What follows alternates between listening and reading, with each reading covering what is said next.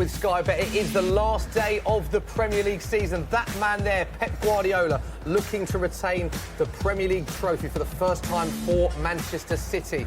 It is a huge day of football, and of course, there are 10 matches all going on at the same time. And I'm looking at all the screens around us, and we are going to cover every single match, every single goal as it goes in. But no guessing what our feature games will be. They are, of course, Liverpool against Wolves and Brighton against Man City. Delighted to say, joining us back on the Football Social, it's Sean Goater.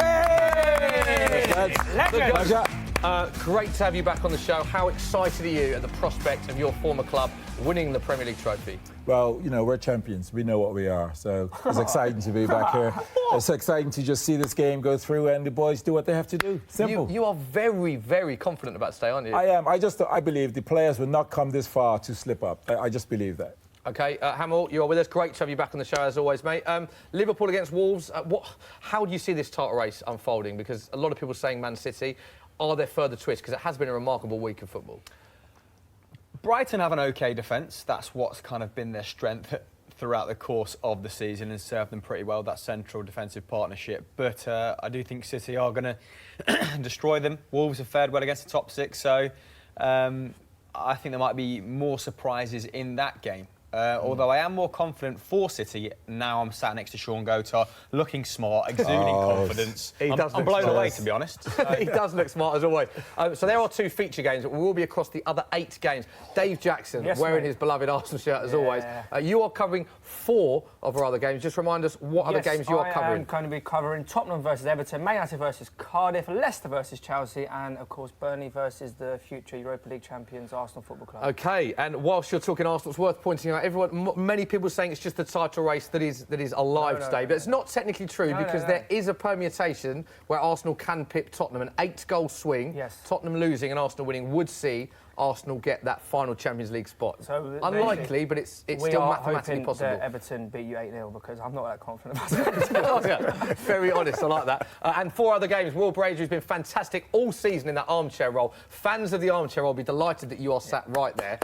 You're doing the other 4 games. Just remind us what games you're doing, mate. Yes, mate. Got Watford versus West Ham, battle for the top half of the table. Southampton versus Huddersfield. Huddersfield could get their joint second worst Premier League total. Fulham versus Newcastle. Will it be goodbye to Rafa? And Crystal Palace, Bournemouth. Huge permutation. Bournemouth could get their highest ever Premier League points total. So it's all happening over here. He has read the stats pack, haven't you? Stato. I feel like you've been shafted, Will, with those fixtures, to be perfectly honest. Mate, if you read the stat pack like me, I'm absolutely delighted for these. Good, like it. Positivity. And don't forget, we want you guys to get in touch at home. Send us your questions. Had some brilliant questions over the course of the season, and we will ask them to all of our panel. Very easy to get in touch at SoccerM or at Football Daily. Use the hashtag #TheFootballSocial. We're going to try and have a little Q&A with you at half-time, Sean Goater, as well. So any questions you've got for Sean Goater or any of the panel about today's action, get in touch. Right, let's have an update of all of the fixtures that are taking place. And a reminder that, as always, all will take place at the same time, all 3 o'clock kickoff. Brighton against Man City. As we said, it is in Man City's hands. They win and they will be crowned Premier League champions. First time they will retain the Premier League in their history. Burnley play Arsenal. Arsenal looking for a minor miracle to get that last Champions League spot. Crystal Palace play Bournemouth. Fulham against Newcastle. Leicester against Chelsea. Chelsea already qualified for the Champions League, currently in 3rd, but Tottenham can catch them and finish in 3rd should results go their way. Liverpool will be hoping for Brighton to do them a favour and for them to win against Wolves, who incidentally have the best record against the top 6 for any team outside of the top 6. Man United cannot finish in Champions League spaces. They can still catch Arsenal in 5th, but they will not be playing Champions League football next season. They are at home to Cardiff. Southampton play Huddersfield. Spurs play Everton, and the final match is Watford against West Ham. So let's have a quick reminder of the Premier League table. This is how it currently looks. As we're all aware by now, the 3 teams at the bottom are already relegated. They will be playing Championship football next season. Cardiff, Fulham and Huddersfield. Brighton are, of course, safe. Let's have a look at the top half. There you can see Tottenham currently in 4th, Arsenal in 5th, so that minor miracle needed should Arsenal pick Tottenham. Third place is still alive. 125 to 1 you can get on Arsenal finishing fourth, incidentally, through our friends at Sky Bet. Tottenham can still finish third should results go their way. And the big one at the top, 95 points currently for Man City, 94 points for Liverpool, which does mean, Sean, that Liverpool could finish on 97 points. We all know this stat by now because it's doing the rounds, but 97 points with only one game lost all season, and it still might not be good enough to lift the Premier League trophy. I think that's beautiful. OK. Listen, Fair enough. Love that. Liverpool's an awesome team. They're brilliant. Yeah. You know, they played brilliant throughout the season, and it's still going to go right down to today's game. But, you know, I can't see City slipping up. You can't? No, I just can't. Chris, in terms of the psychology of Liverpool bouncing back and getting over that, that must be so hard to take, given that points tally would have won any Premier League other than this season and last season. It's got to be so tough for those players if they don't win the Premier League trophy with that points. Yeah, that is hard to take, but I do think they have been the second best team in the Premier League this campaign. I think City are deserving of being champions, particularly when you look at the underlying numbers. And if you look at where Liverpool were last season, fighting for Champions League football on the last day of the campaign, then this season represents a quantum leap forward, doesn't it? And they're taking a lot of momentum into next campaign, especially if they can win the Champions League as well. So it's important that Liverpool fans don't lose that kind of foresight. And really, this season has been an overwhelming success. But I'm excited about one of the boring narratives of, you know, Spurs being perpetual bottlers and Klopp being unable to win finals finally coming to a head in the Champions League. Yeah, we will. We have to mention an incredible week as well. We'll touch upon the Champions League at due course during the show. But before that, let's have a look at what Jurgen Klopp and Pep Guardiola had to say ahead of a massive day of football today. We knew it from last season and we know for the future, so it will be an incredible rival. For the good they are, the good he's a manager and they play. So that's why I'm delighted, you know, to be contender against them and being there until the end. If it's a week of the miracles, I don't know. I cannot decide that. But we have to do the job. I mean, it's in all these things, when people talk about that, it all sounds like it's clear we will beat Wolverhampton. But that's not clear because it's football and everything, really, how we now experience can happen. So, and they are not, it would not be a miracle if Wolves win against Liverpool. They are a really strong side. So that's a job to do. And about the rest, we said it 5 million times, I feel, this season.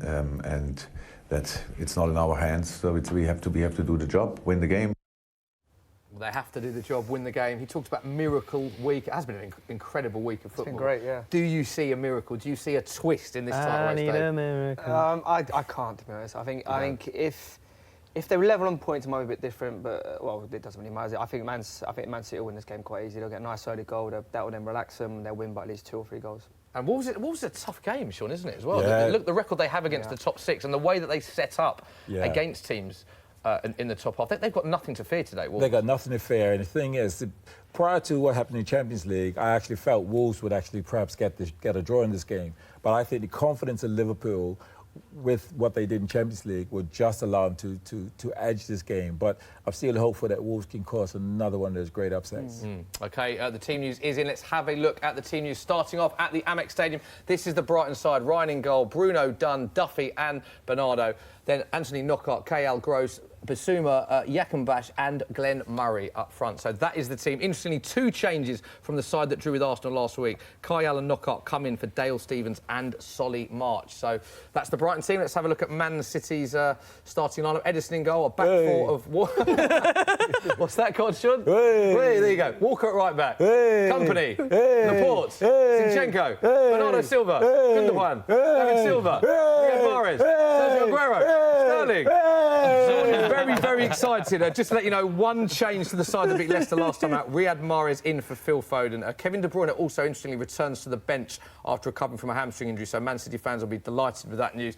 Sean, you're very, very excited today, but let's just get your reflection on that team news. I always feel like when we see Man City teams, there's just strength everywhere. That even when there are changes, they don't seem to make a massive difference because their squad is so incredible. There's such strength in depth. So, yes, exactly. But when I look at it, Mahrez, I think the fans are a little bit sort of he's not feeling love from the fans at this moment in time. But I think it's brilliant what Pep's gone and done. He's played him in a game where we have to win, and he's just saying you're equally as important in what we're about to do and what we're doing. So he's basically put the arm around him and said, go out there and do what you do. And I think that's absolutely brilliant what he's done as a manager. Looking at the shots here, Chris, very calm. Pep seems very calm in all of his pre-match talk, and he's looking at the shots there. From where they are now, they were 10 points adrift at one stage. It's been an amazing turnaround, isn't it, for City? Yeah, that awful run around Christmas. I thought you were going to ask me to comment on his body language then, like I'm some sort of expert.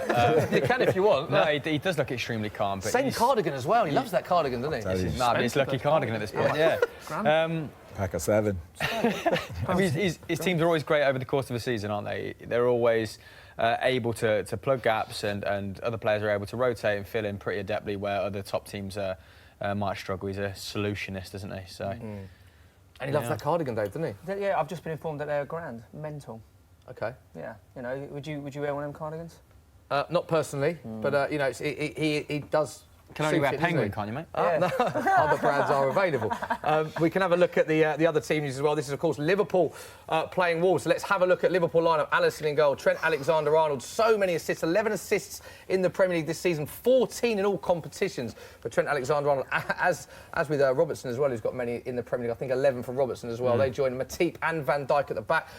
Interesting midfield three. You've seen so much strength and depth Liverpool have in this area. They go with Jordan Henderson, Fabinho and Georgie Wijnaldum as the midfield three, and then up top Mo Salah, Origi and Sadio Mane. So that is how Liverpool line up. Let's have a look at Wolves' starting lineup. Here it is: Rui Patricio in goal, Bennett, Cody and Bolly, Doherty, Dendoncker, Neves, Moutinho, Johnny with Jimenez and Jota. Chris, I feel like whenever we show Wolves, it's always that 11, isn't it?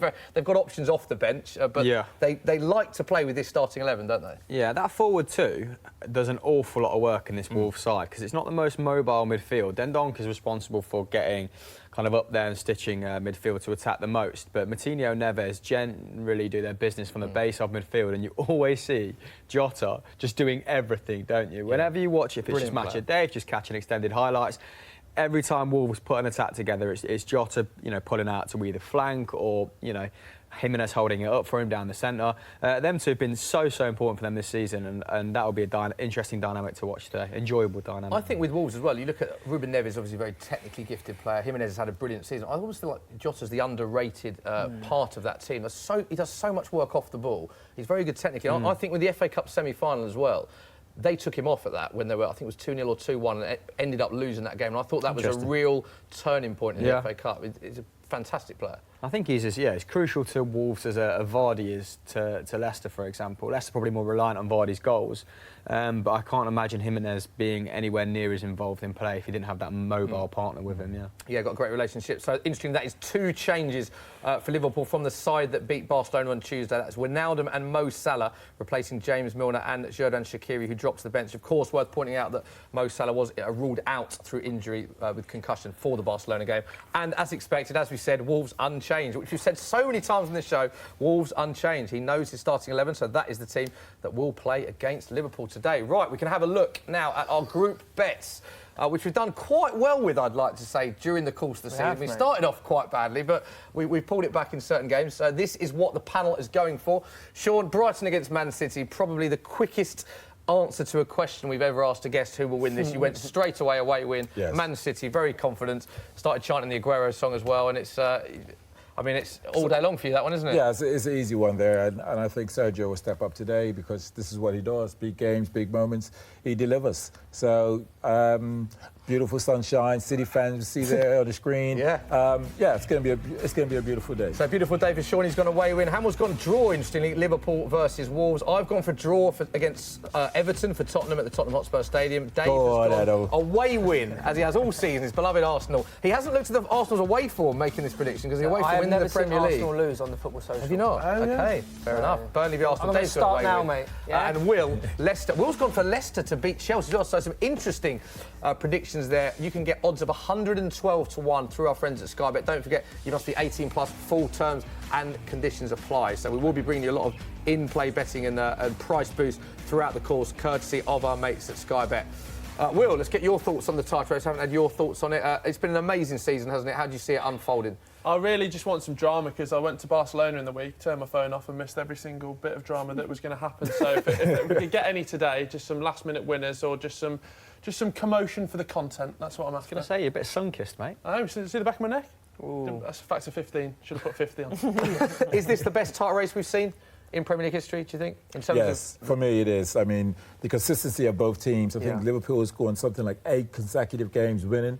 City's had to deliver 12, and I think this will make 13, if I'm right. But it just shows you the consistency of both of these teams being able to win this many games. And as we said earlier, the fact that Liverpool could end on 97 points and potentially not win is staggering. But it's just been phenomenal. Yeah, a few interesting stats to give you about the title race. First time that two sides have won 90-plus points in a Premier League season. Man City, of course, looking to become the first side to retain the Premier League title since Man United, which was, I believe, 10 years ago. Yeah, between 2007 and 2009. They did win 3 in that period, worth pointing out. Liverpool never won. Obviously, they've won many titles in their career, many Champions League titles, but never won a Premier League title. And these are the scenes that we can give you from Anfield, from the Amex Stadium as well. So we are moments away from kick-off. There is Captain Jordan Henderson and Vincent Kompany.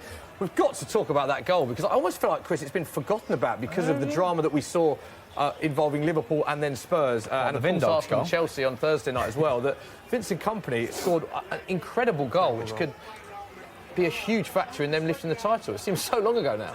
Yeah, I mean, there's been a few moments like that over the course of the season, hasn't there? Some sort of last gasp winners. That was the most. Sometimes you just feel like football writes itself, and it was. If there's one man deserving of scoring a goal like that will be remembered as a sort of clincher, then it is Vincent Kompany, because even if his contract is extended, I'm not sure of his current situation. He won't be playing as many games next season, and it looks like City are going to double down on a sort of Fernandinho replacement and a potential centre back as well. Rumours of De Ligt being floated around the papers. So. Yeah, brilliant. I liked his quote afterwards where he said he heard the younger players, tell him not to take the shot on. He said, I haven't come this far in my career to be told what to do by younger players. Respect that. Yeah, what a guy. What a guy. Build the statue. Build the statues. Build the statue, indeed, as Gary Neville said. And these are the scenes. Amex, very hot day on the south coast there. Man City players, the Man City fans lucky enough to be in the stadium, have a ticket for that game, will be hoping that it's in their hands. All they need to do, well, they could lose, they could draw, of course. If Liverpool don't do the job at home, it is in Manchester City's hands as the players at Anfield also come out. The lead changing hands a record 32 times this season, just to illustrate how good both these teams have been. Only one can win the Premier League title, but it's worth pointing out how good this title race has been. It's been 70 days since Man City or Liverpool have dropped points in the title race. That was when Liverpool drew 0-0 at Everton. Man City were 10 points behind Liverpool on December the 29th with a game in hand, and Man City and Liverpool, 10 players named in the PFA Team of the Year. I mean, we could go on and on, Sean, about how good this title race is, but both these teams, it's been an amazing race, and it's going to be really tough for one team who doesn't lift this trophy. I mean, but both managers, the detail, what they look at in terms of how to get the best out of their teams when they look at opposition, Pep. And how he looks at opposition and finds out where's the weakness, where can they exploit it. And I don't think he's brought Mahrez in as a sentimental reason. I think he thinks he can be a key part of being able to win the game. And I think Klopp's very similar. When I think about Wijnaldum, is brilliant. He's getting some praise now because I actually think he's a brilliant player, attacking player going forward. It's easy saying it now after what we're seeing in Champions League, but he is a quality player and he deserves not only the start, but the plaudits that he's been getting at Liverpool. Chris, do you agree with those two players? Particularly Mahrez, we mentioned, was some people would say a surprise inclusion given the other options they have. How do you see that? Yeah, I mean, when Mahrez came out in the press to say he's not played as many games as he'd like, which is, he didn't need to say that. It is pretty obvious, wasn't it, the limited amount of minutes he's got in 2019. I thought that was a death knell for him. Not many people get away with saying that around Pep Guardiola. But, his inclusion might mean that Pep sees more of a long-term future for him as opposed to someone like Sane. I'm not sure. There's a couple of players there. City have a bit more of a predicament, don't they, in that there's a couple of players that will want more minutes, whereas at Liverpool, the players that have been rotated in, like Shaqiri, like Divock Origi, would have expected to have had a more limited amount, or coming off the bench, for example. But Wijnaldum, I think he's been brilliant. My sort of echo Sean's sentiments, and glad he's finished the season strong. Yeah, what a game he had midweek. Eighth time the Premier League title will be decided on the final day. This is the first time in 5 years, so we're lucky to be witnessing it going to the last day, because particularly last season it was wrapped up so early. Man City, of course, still looking to become the first team ever to win a domestic treble in English football, because they do play Watford in the FA Cup final, and we'll be doing a football social for that as well next week. So, yeah, two big games as our feature games. But Dave, you're covering the other four, so what scenes are you looking at? We're just looking at Spurs there. Lucas Moura praying to the heavens that his team don't get smashed 8-0, which I'm hoping they will.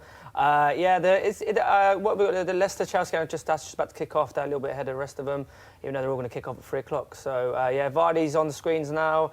A lot of changes for Arsenal. Chelsea, a lot of changes for Arsenal. I'm more concerned about. You've got El Neni playing now. I actually hope it's the last game he plays for Arsenal, to be honest. Yeah, big time. But I can also understand trying to rest some players because obviously we've got big cup finals to come. But the United and Spurs game has kicked off. Yeah, OK, and also let's just touch upon the Leicester-Chelsea game as well, because that's a tough fixture for Chelsea. They'd be relieved that they are safe with Champions League qualification, because Leicester away. Yeah, the rest of it. I don't think they mind. I think as long they've guaranteed Champions League football now. And they could probably start to think about next Wednesday night in Europa League final. Yeah, just gives a little bit of team news with that. Leicester manager Brendan Rodgers names an unchanged side from the one that was beaten at Man City on Monday. Chelsea 5 changes, as Dave alluded to there, from the side that won against Watford in the Premier League outing. Most notably Hazard and Kepa dropped to the bench. We've got a goal, Will Brazier? It's been ruled out for offside. Delafeu passed it. Go on, give us a quick update. Delafeu smashed it in, but he was offside by miles. OK, so Chelsea making 5 changes to the side. Caballero, Ross Barkley, Zappacosta, Willian and Ruben Loftus-Cheek all start. Hazard and Kepa drop to the bench. Man United v Cardiff. Man United 5 changes from the side that drew at Huddersfield. Juan Mata drops to the bench, while Sanchez, Lindelof, Shaw and Matic miss out entirely, relegated Cardiff. 2 changes from the defeat to Palace. Sahora and Bakuna both in the starting 11. Changes for Arsenal as well, but I think Arsenal and Chelsea both looking at the cup final that they've got, the Europa League cup final in Baku as well. 9 changes for them. Monreal and Aubameyang are the only ones to keep their place. Lacazette is on the bench, as is the retiring Petr Cech. His last game as a professional footballer will be against Chelsea, his former club, in the Europa League final. What a story that will be. Spurs 5 changes from their epic win in Amsterdam midweek. Trippier, Vertonghen, Rose, Wanyama and Heung-min Son all drop out to be replaced in the starting lineup by Walker-Peters, Dyer, Davis, Lamela and Llorente. Worth pointing out, Heung-min Son is suspended for that game following his red card, as is 1-4. Spurs down to 9 men against Bournemouth, of course.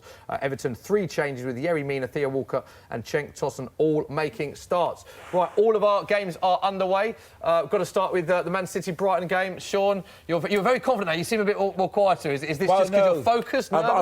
I'm focused, but interesting because Bruno I think it'll be his last game for Brighton as a right back. Correct. And he's actually coming up against Mahrez. So Mahrez hasn't been in the team, but it's been included. So I think it's going to be interesting because Mahrez will want to perform well and play an important part in today's game. And Bruno will want to end his career at Brighton in the right way, and that's with a great performance. So it's going to be interesting to watch that as how that unfolds. Riyad Mahrez, spoken about him there. We've spoken about the quotes that he's come out with as well. Not happy with the game time. Starts today. They're in a very important game. Do you expect him to be wearing a Manchester City shirt next season? Yes, I do. I think, we look at this season and we think, yes, he wants more time, but just because you want more time doesn't mean that you get more time. At the end of the day, it's been a really successful season for City, barring winning this game, going and winning this game and as well the FA. So he'll look back. First goal of the game. Who is it to? Dave Jackson. It's Tottenham Hotspur's ball played in from a corner. I believe it was Eric Dyer who's just whacked the ball into the back of the net. They actually started quite well, to be fair. They were starting to press the ball quite well. Yes, 1-0 to Tottenham. So the only actual permutation that we had over in Permutation Station is actually... Here we go. There's the replay, Dave. It's a corner whipped in. It's sort of not cleared by Everton. Everton will be... Because it's not the first touch, is it? No, it's extremely poor defending. Bobbling around. Eric Dyer has reacted first and put the ball in the back of the net. He's got a similar one like that against Arsenal, didn't he? Where the ball was sort of bobbling around in the penalty area and he just sort of slotted it home. Everton will be disappointed they haven't cleared that. It is the first goal of the game. It's Tottenham 1, Everton 0. Don't forget Spurs as well can still finish third. Only a point behind Chelsea going into today. Chelsea, it's in their hands to finish third. Of course, third and fourth still is entry into the group stage of the Champions League, so it doesn't make any difference in terms of qualification. But of course, for pride at stake, Spurs will want to finish above Chelsea. So that is the first goal of the game. Will, how are your 4 games starting? There's a bit of an injury in one of your games. Looks quite nasty, that. Arnautovic's gone down here. I think it's a little shoulder injury, but Watford started really brightly. I thought West Ham would be on top because obviously Watford got the cup final next week, but not really had anything to shout about so far, West Ham or Watford. OK. Arsenal, how they started, Dave? Not particularly well, but then neither's Burnley. It's very, very early like doors there. But it's nice to see Aubameyang on the pitch because obviously he can still get like the golden boot. He's only 2 behind Salah, so hopefully he can get another couple. Greenwood starting for United as well. That's a nice little touch. That's a nice touch. Lovely touch. It's a lovely touch. And Herrera not even in the squad. Huh? And Herrera not even in the squad. But he got his own Twitter tribute video, so I'm sure he'll be fine. Dave mentioned the race for the Golden Boot. Of course, the Golden Boot, Golden Glove still going on today. 22 for Mo Salah currently. 20 goals for Sergio Aguero, Aubameyang and Sadio Mane. 18 for Jamie Vardy, 17 for Kane, Sterling, 16 for Hazard. So it's very, very tight. Usually at this stage, there's usually a stand-out winner, but Mo Salah with 22. Isn't it mad that we've... How many questions have we had on this sofa about Mo Salah having an off-peak season and he's just about to win the Golden Boot in the Premier League? Yeah.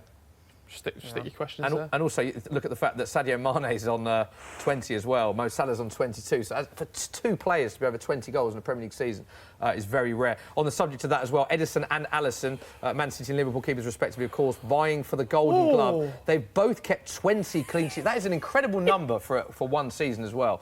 Both kept 20 clean sheets in the Premier League this season.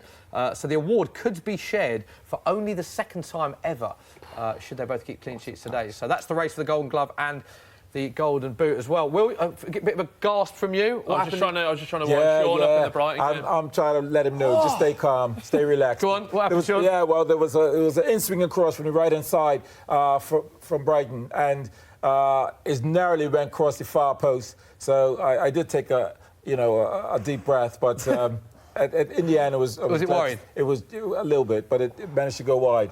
So City in possession now and slowly moving the ball around. Sean, in your sort of experience in big matches and when there's other games at stake and obviously as a City fan as well, seeing them be involved in title races that have gone to the last day, including the famous Aguero one, which I'm sure you were watching and excited about. Will the players from both Liverpool and Man City be constantly wanting to know what's going on in the other one, do you think? Or is it a case of just focus on the job in hand? Well, they don't want to know. I think they're just focusing on the game. And I think Pep has actually come out and said, listen to his staff, I don't want to know anything about Liverpool's game results. There's no checking from the staff. And he can't control the staff, but he can't control the fans. Because if the results start to go... The fans will be, won't they? The fans will be straight away going, brilliant, go on, or whatever, in response to it. So chance for Liverpool, Hamill?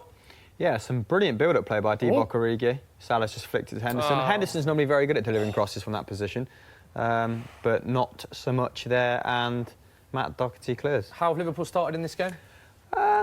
Yes, a little bit attritional. Jota's got away down the left-hand side a couple of times, but, Fabinho's mopped up pretty well, as he has been doing all season.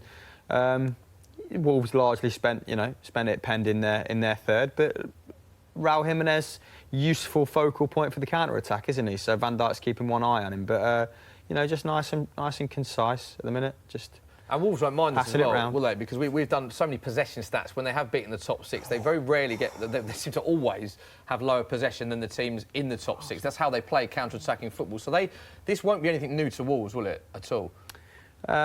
No, and, I mean, Jurgen Klopp will be aware of the impact of, good athletic fullbacks, attacking fullbacks in the Premier League, having utilised his two, the best out of any manager, and that certainly is the case with Johnny, Otto, and Doherty, isn't it? So they'll have a game plan for those guys, which is how they've kind of got at the rest of the top 6, isn't it? Yeah, so 7 minutes gone in all of our games, all the games kicking off at 3 o'clock. Only one goal of the day so far. Eric Dyer for Tottenham, making it Tottenham 1, Everton 0. Dave Jackson, the dream was alive for you, wasn't it? No, it still is. 3 minutes gone. Still alive, is it? Still alive. Arsenal playing particularly well, actually. Aubameyang's hit the post and he's had a shot saved very well from Tom Heaton.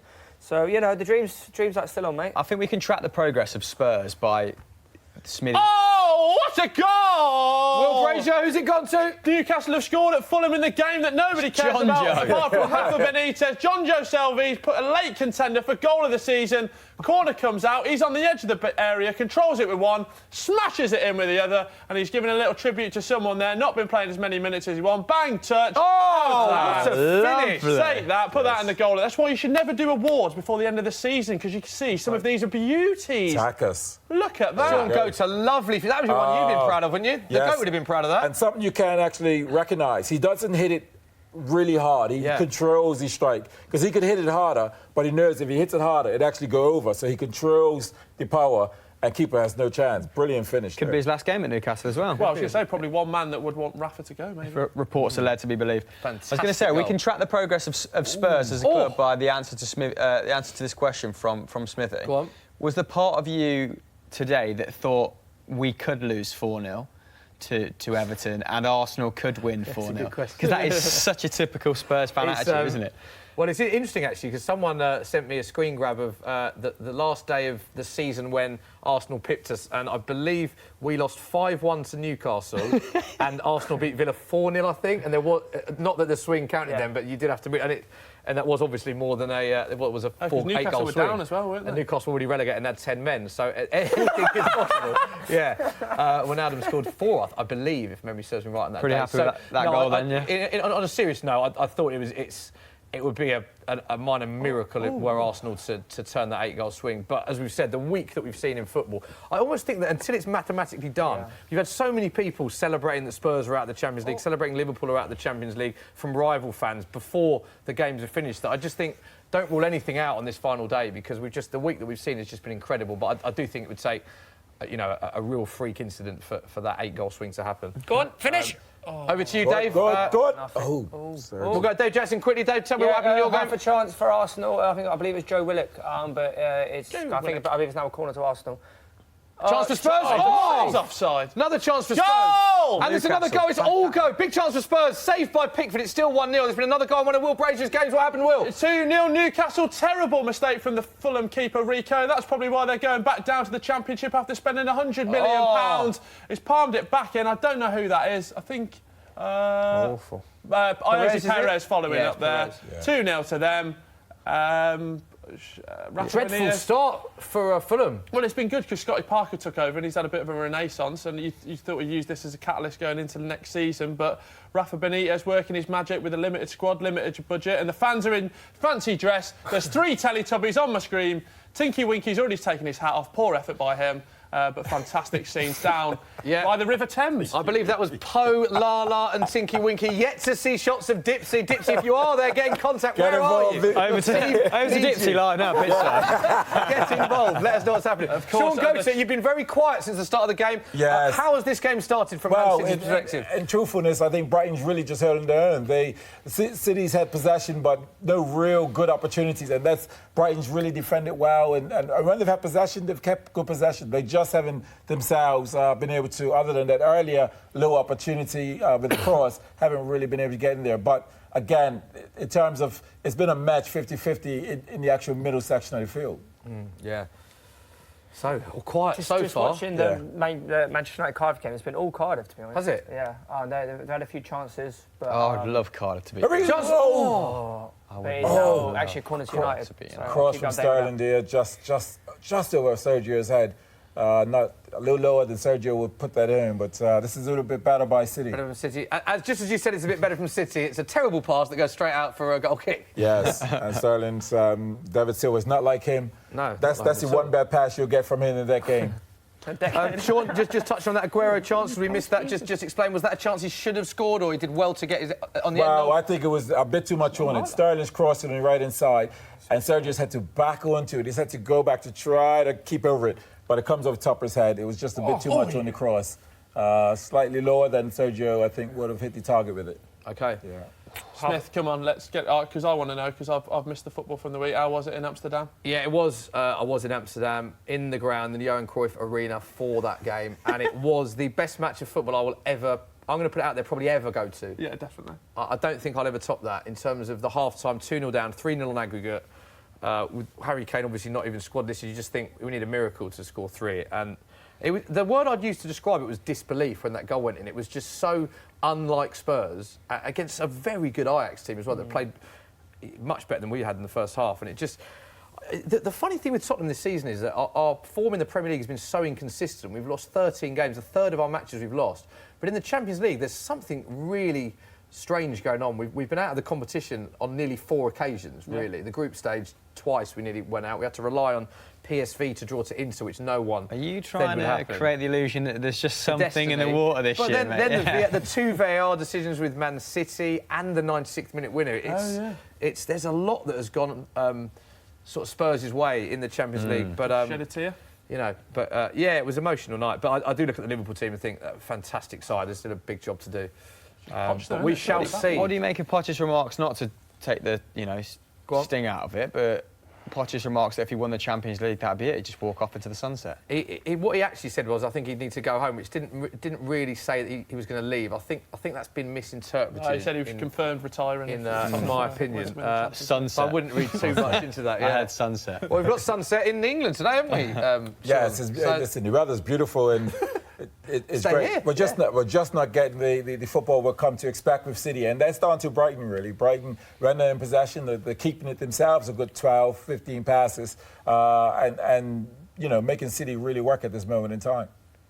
Liverpool, Chris, every time I look to that screen, it is all Liverpool in possession. Have there any big chances so far? Not a lot of meaningful possession. A lot of okay.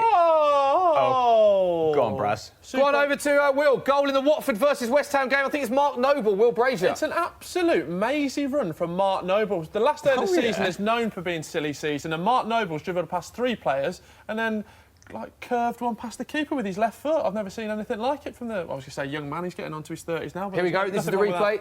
Yep. Where is he? Where are we? Top left. There he is. Picks up the ball. There's a lot of games to be across. 1-2. Takes out 2. Oh, see you later. Oh, see you later. See you later. And he just caresses it. It sort of goes in slow motion into the back of the net, doesn't it? Where's the second and third people who dribbled it round? You've massively oversold that. I'm here for the content, Chris. Love that. Well, so it is Watford 0, West Ham 1.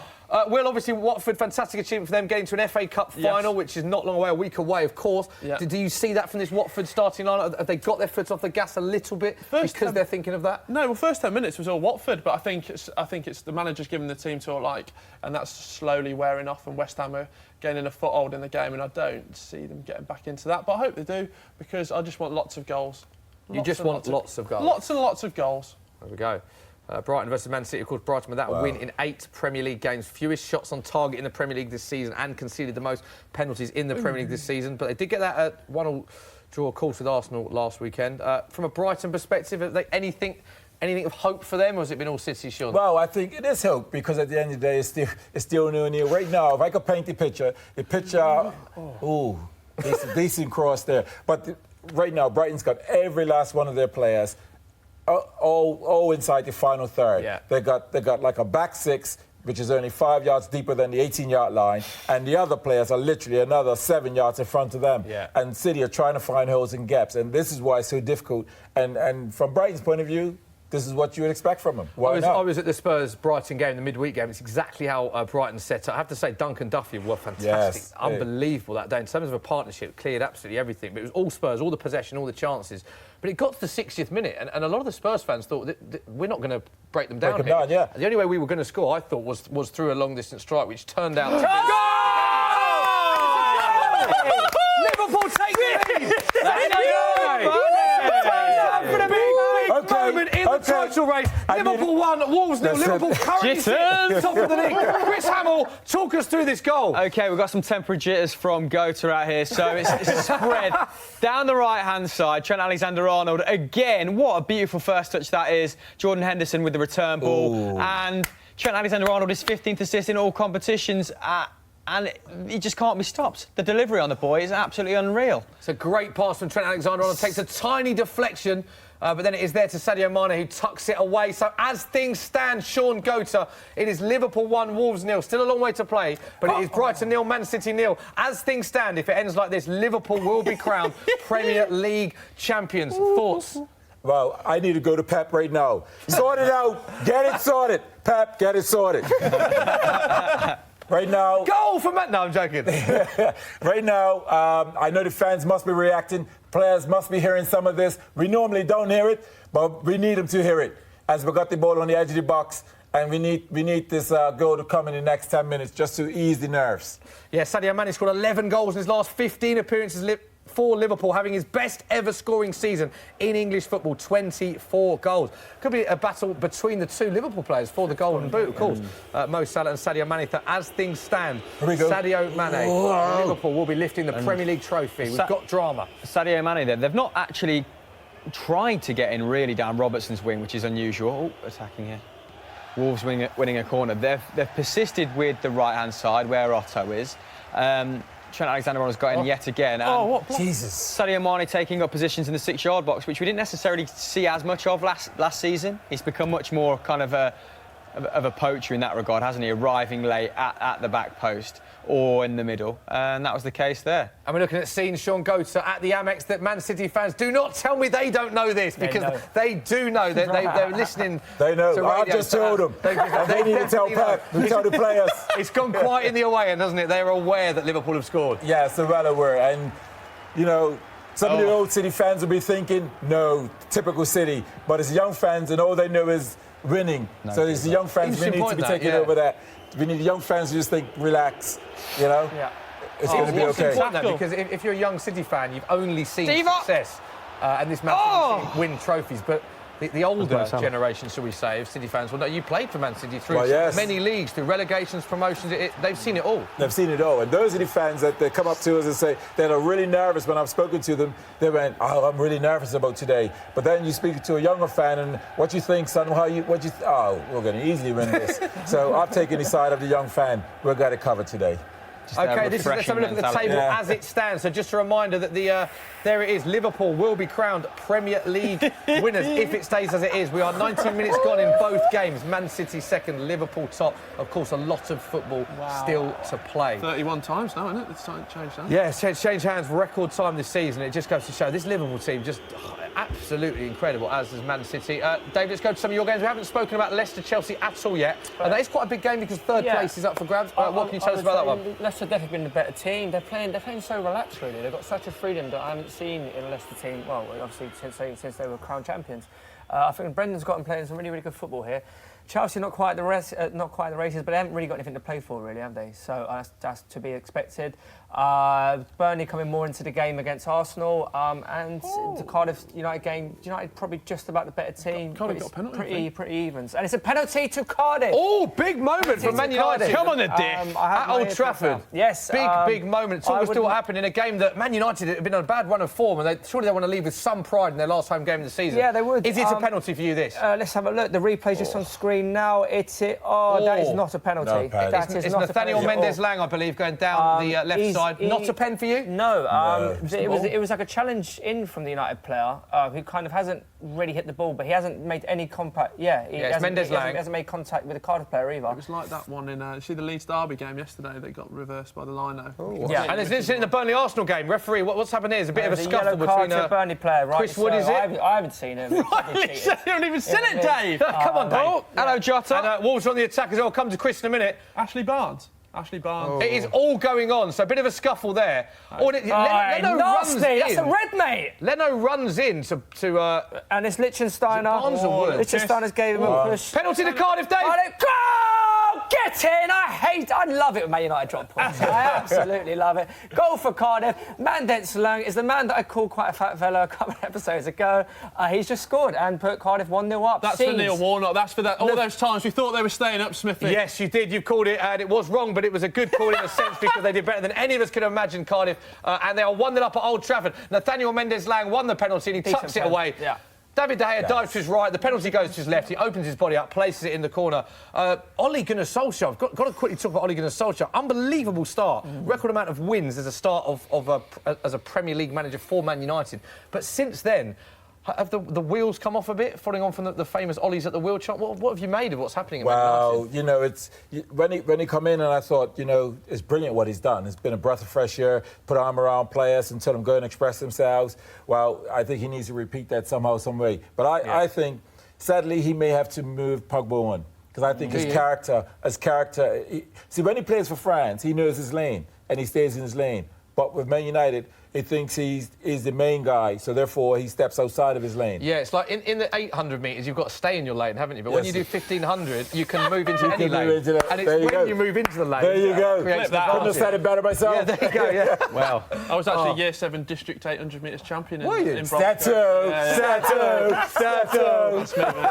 Look at the stuff. Goal for Palace! Goal for Palace! It is goals galore on the Football Social. Who has scored? Why? How? And when? For Everton? Will. How's he giving Batshuayi was talking too much about my 800 metres, but I think it's Batshuayi, only one of maybe his last game for Palace, because Chelsea need some strikers, need some transfers, so they'll be recalling on their own. But yeah, he scored in front of Selhurst Park, and he looks very happy. So it's Crystal Palace 1, Bournemouth 0. Big chance for Everton. What happened in that, Dave Jackson? Absolutely pathetic defending from the Spurs player. He's gone down like a sack of spuds. He hasn't really been touched, but the referee has bought it, and the Spurs have got away with one there. Just a quick reminder, if the things stay like this, who finishes higher, Tottenham or Arsenal, Dave? Tottenham Hotspurs. And which team in the Champions League final, Dave? Tottenham Hotspurs. Thank you very much, Dave. You're very welcome. Quick stats that Sean Goetz will be delighted to hear. Brighton have played more top-flight matches against reigning champions without winning than any other team in top-flight history. Played 11, drawn 2, lost 9, 1-0. It's a stat that will be music to your ears, the Goats. Yes, I'm needing those sort of stats to cheer me up right now, because at this moment in time,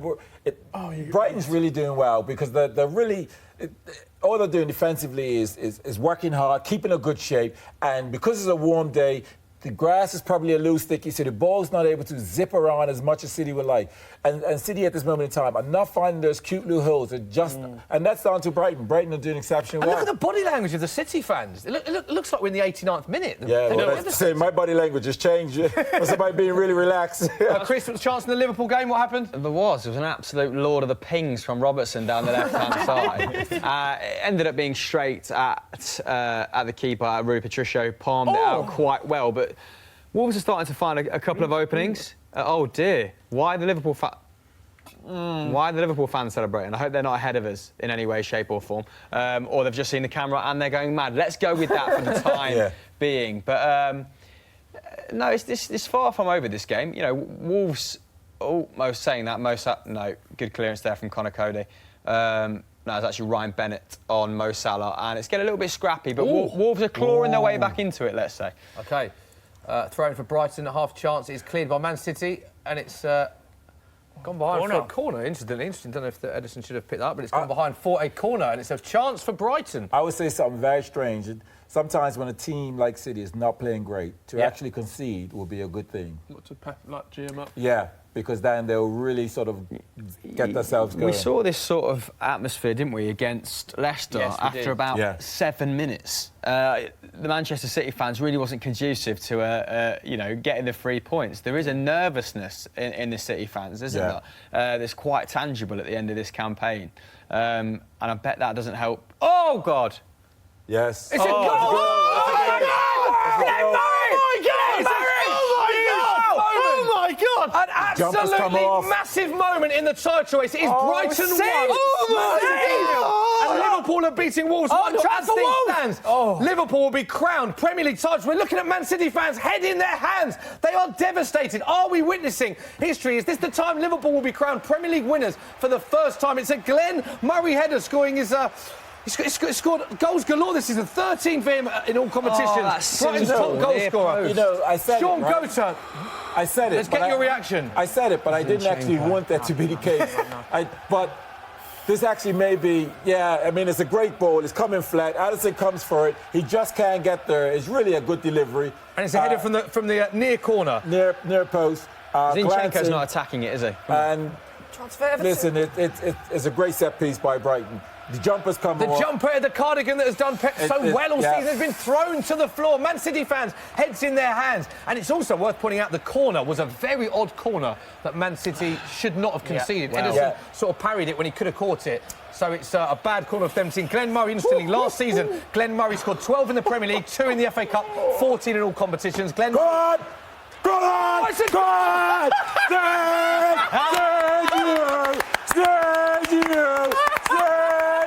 Straight That's away. what I'm talking about, baby. Is we need that girl. We need that girl again. Sean Goetz, in case we haven't figured out who has scored. Sergio. It's a big moment. We're just looking at scenes at Anfield. Liverpool fans. There's a Liverpool fan with a Brighton shirt on at Anfield. They are going crazy just hearing news of the Brighton goal. Within a minute later, onside. Man City have equalised, and Man City, the away end, has erupted at the Amex. It's a lovely pass forward. David Silva with a little Cruyff turn flick. David Silva, what a flick. And Sergio, left foot drive. That's Aguero's 21st goal as well, isn't it? So he's 1 behind Mo Salah. Watch out, Mo Salah. Wow. I'm taking the golden boot and a league title if he gets another one. So. And Sean, look at what we're seeing at Anfield. Liverpool fans, they're not watching the game. They're listening to us. They're listening to us. They are. They are listening to us. If you're watching, thank you for joining us. Keep watching. And look at these fans. They're on the phone. They're just jubilant scenes we saw only 2 minutes ago with the first goal going in.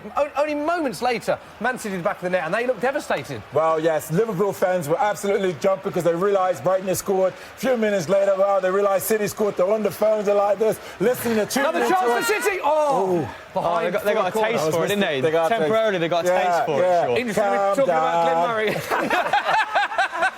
Glenn Murray, I'll get this in. 14 goals last season, 12 from the Premier League, 2 in the FA Cup. Glenn Murray this season now 14 in all competitions, 12 from the Premier League, 2 in the FA Cup. Absolutely mirrored his form from last season. It was a good header, but Sergio Aguero's stats massively eclipsed that because he has now scored 21, what are you doing? Communication there. And it's a corner for Man City, so unbelievable finish. Lovely bit of skill. Oh, Smithy, Wolves have got in behind. Go on, Chris. Chris has taken it from maybe Otto down the left-hand side. Look at that. Pivotal moment in the game there.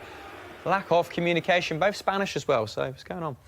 Yeah, Sergio Aguero, that is his 21st goal in the Premier League. There's a lot going on. 83 seconds between the two goals. Here we go! Sean Gota! Wow, it's an overlap. What we've just seen there. Wow, it's an overlap by Zinchenko. He digs out across because the pressure's on it, and he finds far post with Bernardo Silva.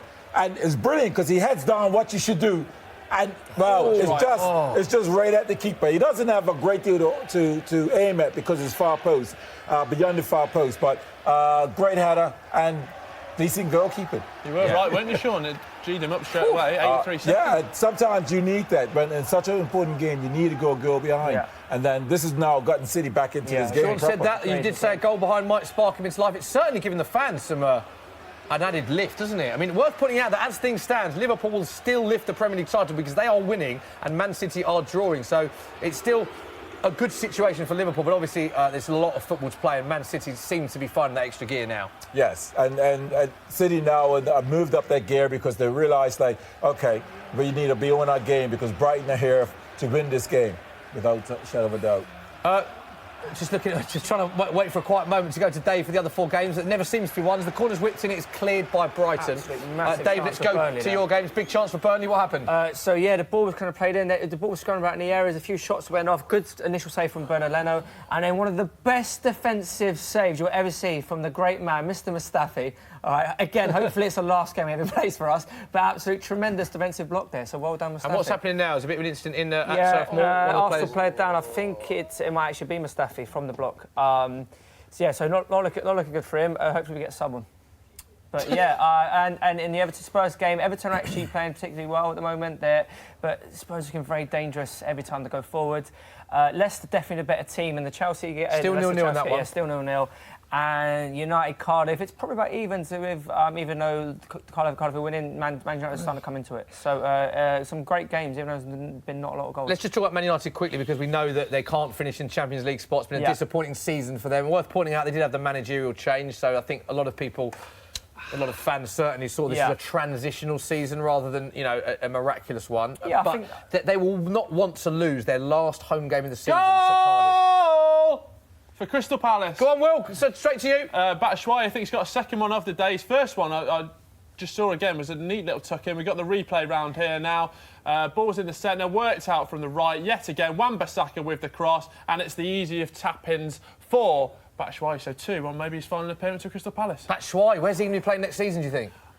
Chelsea. Yeah. Chelsea, back at Chelsea. Dave, going back to you, the Man United game, as we were saying, they can't finish Champions League, as we said, but losing at home to a relegated Cardiff team will be a terrible end to the season. I think the thing is, if you also, this is your chance to get back into manager's plans for next season. He's clearly going to have a bit of clear out at Man United. Yeah. So this is an opportunity to, again, playing at Old Trafford, show the manager that you want to be there next season, and they're not playing particularly well whatsoever. They don't have the same drive, the same tempo, and they've got nothing to play. It's a very, very strange performance from Man United, to be honest. Very strange.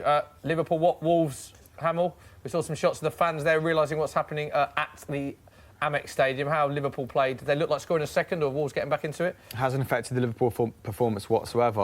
Fabinho is absolutely controlling that midfield from deep.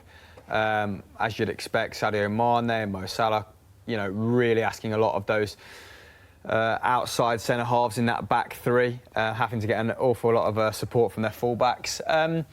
But talking of Manchester United, I mean, last season, Burnley finished 9 points behind Arsenal in 7th, Arsenal obviously being 6th. And I think that was the same margin from Wolves to Arsenal prior to this game starting. Yeah.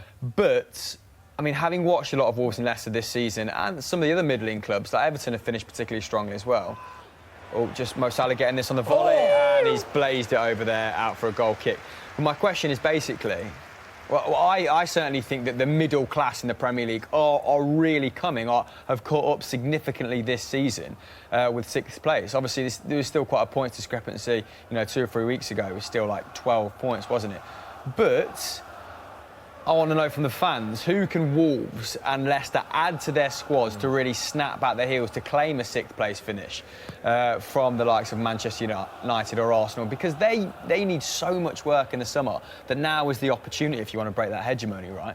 So they're close, I think. I think Wolves and Leicester have been very impressive. And Chelsea with a transfer ban as well. It's like almost. And will Spurs continue to spend? Have Arsenal actually got a significant amount of money to spend? It could be the perfect sort of maelstrom, couldn't it? It's a really interesting point, but then I think Arsenal, United, obviously Chelsea, I think that we are going to spend a lot this season. Spurs are going to spend. I think Tottenham are going to spend big in some part of it as well. But you're still not sorted behind the scenes, are you? No director of football still. Only had loan signings.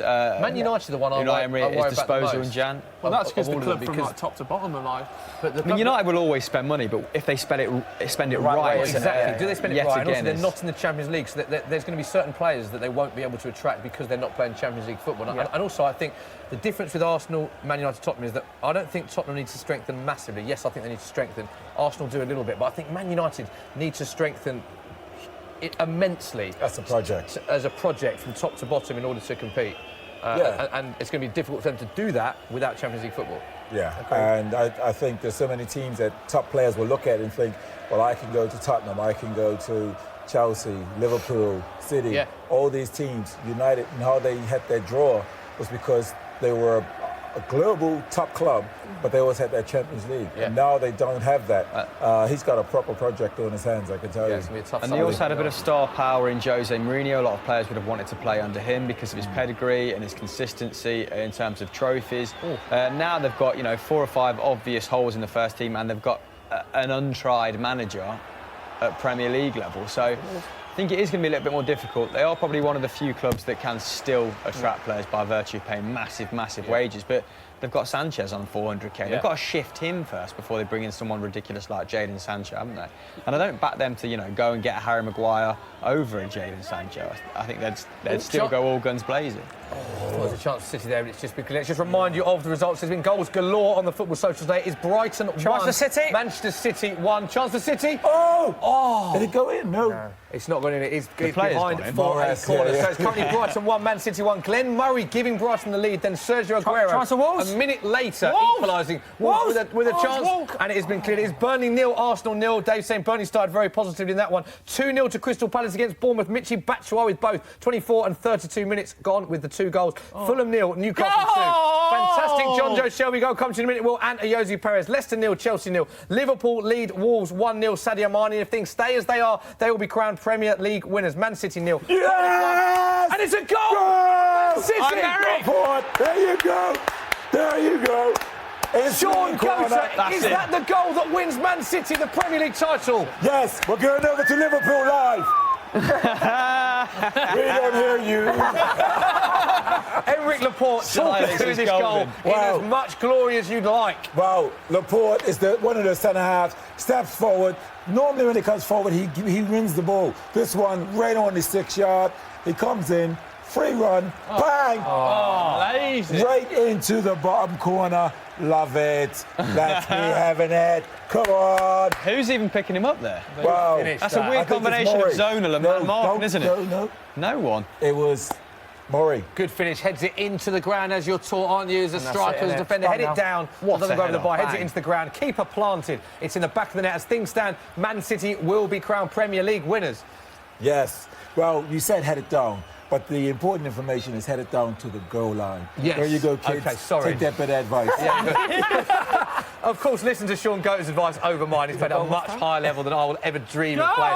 There's been a third goal at Crystal Palace. Will Brazier. There's been a third goal at Crystal Palace, but as it stands, Smithy, permutations, West Ham will finish in the top half of the Premier League. Unbelievable scene. Stop the press. It's 2-0 to West Ham against Watford and 3-0 to Crystal Palace. Talk us through the goals. Who scored for both? It was an own goal. Wilfried Zaha kicked it against the keeper and then it came off the right-back shins and rolled in. One of the rankest own goals I've ever seen. And I'm just getting a replay of the West Ham goal now. Great work on the edge of the area. Still great work.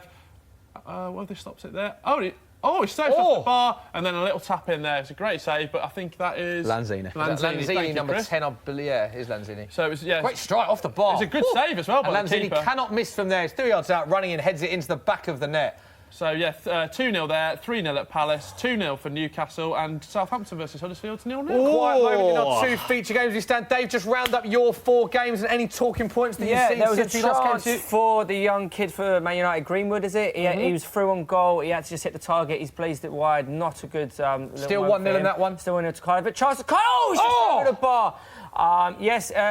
Cardiff, as much as Man United are definitely on top, even though they're losing, Cardiff do look very, very dangerous again because they're playing with a level of freedom that when you're already down, that can kind of bring you. Everton, Spurs, definitely Spurs on top here. That's basically done. Still 1-0, Eric Dyer for that one. Still 1-0. And Leicester definitely on top against Chelsea. And Burnley Arsenal's definitely evens. So 0-0 with Burnley Arsenal, 0-0 Leicester Chelsea. Every time we've come to you, Dave, you said Leicester's still on top, but have they had any chances, creating chances? They had little half chances, but nothing where you say that, that player definitely should have scored. So, but they're all really good games, but there's not many goals. OK, let's remind us of how the table stands. There's so much going on the Football Social. This is how the table stands. So Man City were 1-0 down, but they are now 2-1 up. So as things stands, they would finish on 98 points. Liverpool beating Wolves 1-0 currently, so they would finish on 97. Here we go. 97 points. Here we go. Would not be enough to see them lift the Premier League title. And as things stand as well, Tottenham would leapfrog Chelsea into third due to the fact Tottenham winning 1-0 up against Everton thanks to that Eric Dyer goal, and Chelsea 0-0 against Leicester. And Dave saying Leicester been the better team. And there's been another goal. Will. Friend of the Football Social, Birmingham City legend Nathan Redmond has bagged for Southampton. He's had a renaissance period since the new manager has come in, and he's bagged one for Southampton. And it looks like Huddersfield will be getting the joint second worst Premier League points total in the history of this fantastic competition. Stato. Literally read it once.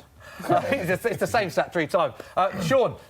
Chance in your game. Yeah, Sterling, nice little 1-2, gets to the byline, he flashes across the box, and there's absolutely no one there, apart from a Brighton defender, to clear it. And it looked like an easy tap in, great bit of work, but unfortunate, no City striker there to tap it in. Have a look at the Redmond goal if you can. Look at that. I was going to say, was it a bang? He has a made in Southampton, but he? born in Birmingham. Fantastic. Look at that. Absolute humdinger from Nathan Redmond. Been a good run of form recently, and he whips it. It'd have been a shame if Southampton had gone down, wouldn't it? Because there's definitely worse teams than them. Teams that play a much worse brand of football. So I'm glad they're nice and safe. There was also a sub in the after game. Mavropanos has come off in tears on the bench with Ron Koscielny having to come on, which is not great because it means that he would have had to have an injection to play 60 minutes when he probably shouldn't be. He has no Achilles left, does he? Absolutely stupid. But obviously when a man's down, Wolves playing on stumps, Sean. Chance Mo Salah's just gone down there, and Wolves clear the danger. So we're approaching the halfway mark. Loads is going on. As things stand, Tottenham leapfrogging Chelsea into third, and Man City will be crowned Premier League winners as things stand. But as I say, we're 3 minutes away from the half-time whistle and a full second half to go. Get your questions in. We'll read as many of them as possible at SoccerAM, at Football Daily. The ways you can get in touch with us. Use the hashtag #TheFootballSocial. There it is on your screen. Very straightforward. Any questions, comments, thoughts, whatever, get in touch and we will give them to our panel. Your games, Will Brazier, haven't come to you in a while. Just give us a roundup of how they're going. The scores on the doors, please. Yes, it's Watford 0, West Ham 2. Watford started brightly, but it's been all West Ham. Superb goal from Martin Noble. Southampton took the lead just there through Nathan Redmond. 1-0 to them. Fulham 0, Newcastle 2, Crystal Palace 3, Bournemouth 0. I think that's right.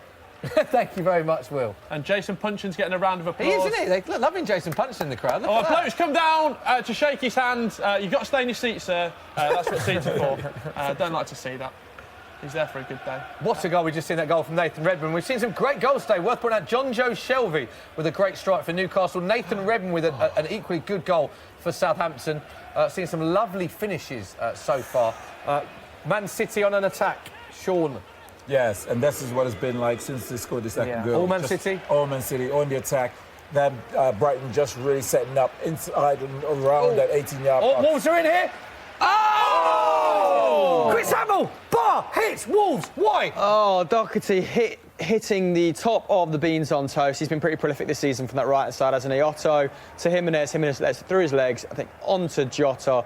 And Jota's played it onto him. A really slick counter-attacking move from Wolves, and that is the best they have been going forward. A little bit disjointed, Van Dijk winning the battle with Jimenez, but that got away from Robertson. Look at this. Slow-mo replay is saying it is away. Oh, it's off the crossbar. What a fantastic season, the stanchion that Matt Doherty is having. Wolves have won 16 points in 11 games against the big six sides this season. They've beaten Chelsea, they've beaten Tottenham, they've beaten Arsenal, they've beaten Man United, they've knocked Liverpool and Man United out of the FA Here we go, Cup. Smithy. And on the attack again, Chris. Oh, God, if Jimenez had a bit more pace, then he was away. There you go. Another bit of hope for Man City fans as well with regards to the Liverpool game. Wolves have scored 30 of 47 Premier League goals this season during the second half. They love second half goals. So, Oh my God! worth pointing out it's not done there by any stretch of imagination. Look at Will, this. what's just happened here? Bottom right, bottom TV, absolute pinger from Oh! Why do they do goal. Why do they do these awards so early? What We've a had 3 finish. today. We've had 3 absolute screamers. That was one in of our those ones games where the today. ball barely moves. It On just the goes valve. straight. Will, Yeah, straight did you over the see valve. that coming when he was lining up for that strike? Because that is a good 20 yards out, I'll be 25 honest, yards Smithy, I out. didn't see it coming because there's too many games to be watching. But I caught the replay and it looked like a humdinger. And the comeback is on. One of the great comebacks of all time could be on their way at Crystal Palace versus Bournemouth. There Stick you around. go. So Wolves on the attack again. Wolves have sort of got into this game. Last 5 minutes looked quite dangerous, Chris. Yeah, I mean, I'm just getting caught up in the hyperbole of, the greatest comeback of all time that could be Crystal Palace versus Bournemouth. So I was watching the replay of that. Who was it that scored the goal, sorry? Lerma. Jefferson Lerma, the destroyer in central midfield, scoring an absolute humdinger. I think like it's that. days like this where you get it from there. It's the Well last, done, company. it's the last day of the season. You think, I'll just have a little hit. Yeah. Just have a little hit. Probably. Nothing to lose. Here we go. Who's had the weirdest lineup so Free far? kick for Brighton. Who's had what? Yeah, the weirdest lineup, because that's the best thing about the last day of the season, isn't it? Just really weird experimental lineup. So we've seen United's that from pretty any weird. team so far. United is like A lot of changes for Arsenal, aren't there? Yeah. Oh. Man United have rested a few. Spurs rested a few. Spurs, Champions League final. I think Watford rested quite a lot. So what do we think about Ander Herrera not getting a place in the squad? Not an opportunity to say goodbye to the Man United faithful after 5 years of service of varying degrees. But I honestly would you have don't see anything included wrong him? with it? Because Ollie has to plan for next season. If he's not going to be true, there, then yeah. that opportunity can go to another one of his younger players that he wants to give. Yeah, a lot of United fans sympathetic with it. So you saying you wouldn't have? No, but I think we shouldn't forget that Herrera was actually offered a deal. So So you true, know, he's basically choosing to leave. He's It's made not- his choice. Yeah. You go to Paris, mate. You have a good time. Exactly. You know, go and have a bit of fun with Neymar. Go and win league. Sean Goater coming to you now because we're looking at Yes. season Man City head in their hands again. There's a chance for Brighton. It is. It's a free kick. Company. I actually thought it was really good defending. The ref thought it was a foul. And before we come to you, these are the scenes at Anfield right now. The half-time whistle has gone. It is Liverpool 1, Wolves 0. Chance for Brighton. Oh, why did we stay with the free Sean kick? Goater, free kick. Yes. Sum up your thoughts to that because that was a nervy He's moment. only 35 mil. He's only 35 mil. Addison What? save. Dunk's hit that. I'm talking about my keeper. Yeah, but Dunk's hit it. Oh yeah, the centre half. Yeah. What's a strike Yeah, that is? I mean. Oh, it's a fun one, isn't Cristiano, it? isn't it? But yeah, you Cristiano Dunk. What's the centre half doing on it? I'm surprised he's not. Great strike. Dunk great strike. as well, of all people. But Addison had to parry that one over. So these are the scenes at the Amex. Of course, we brought you the scenes at Liverpool earlier where it lies. Liverpool 1, Wolves 0. Courtesy that goal from Sadio Mane, which at the time would have been good enough to win them the league. But because of these Get scenes off here, that, Sean. Brighton leading through that Glenn Murray goal. Then Sergio Aguero. Only a minute later, and Aymeric Laporte making it 2-1 Man City as the players walk off. Vincent Kompany will probably have a few words to say to his team, as will Pep Guardiola at half-time. As things stand, Man City will be crowned Premier League champions. But Sean, we've got to say, they've got a goal behind. Yes. There was a big chance for Man City that Edison fumbled at the end there. This is a tougher game than I think a lot of Man City fans envisaged before today. I think Man City fans always knew it was going to be tough because when we played Brighton before in the FA semi-finals, it was a tough game, wasn't it? Yeah. So, I think the players, the most important thing is the players knew it was going to be tough. Brighton, and again, I think City just need to come out really sharp, on the front foot in the first 20 minutes. potentially, hopefully get that third goal, and I think they'll be able to manage the game through for the remainder. But it's important to start Brighton in the second half. Brighton's attack has been statistically very poor, so I can't imagine they're going to be back into this. But obviously, it's built a bit of tension. Stranger things have happened. Yeah. We saw that free kick there. And there's a free kick, speaking of them, at Burnley. Our main feature game's gone to half-time. David, let's stay with you, because Arsenal have got a free kick at Burnley. He's going to swing the ball. Oh, no. Dave, can we just... For people who haven't seen that, can you just tell us what happened with that free kick, please? So, literally, we've got 2 minutes into stoppage time. The ball's out wide on the left. Mkhitaryan decides it's half-time. Absolutely pathetic. So, if you've got any idea what happened there, I think what you're saying is it wasn't a great It was a very poor corner. And the half-time whistle has gone. Half-time whistle gone in all of our games now. There's a couple that are still playing. No, they've just gone. So we can take a little breath now, because that has been a mind-blowing first half. Will Brazier is on his knees. Yeah. Here we can have a look at the half-time scores. It is Brighton 1, Manchester City 2.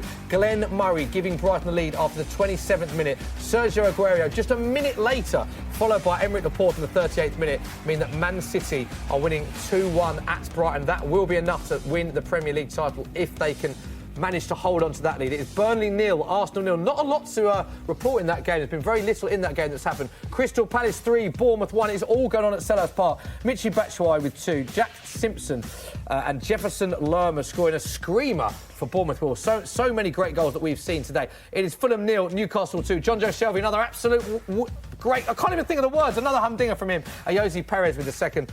Leicester 0, Chelsea 0. It's Liverpool 1, courtesy of Sadio Mane. Wolves 0. Manchester United 0. Cardiff City 1. Nathaniel Mendes-Lang winning the penalty. Nathaniel Mendes-Lang converting the penalty. Southampton 1, Huddersfield 0, thanks to Nathan Redmond. Spurs 1, Everton 0. Eric Dyer. If things stay like that and things stay like they are in the Leicester game, Spurs will leapfrog Chelsea into third place. And it is Watford 0, West Ham 2. Mark Noble, Manuel Lanzini. What a first half we've witnessed, Dave Jackson. We can start to have a breath now. Wow. Scenes.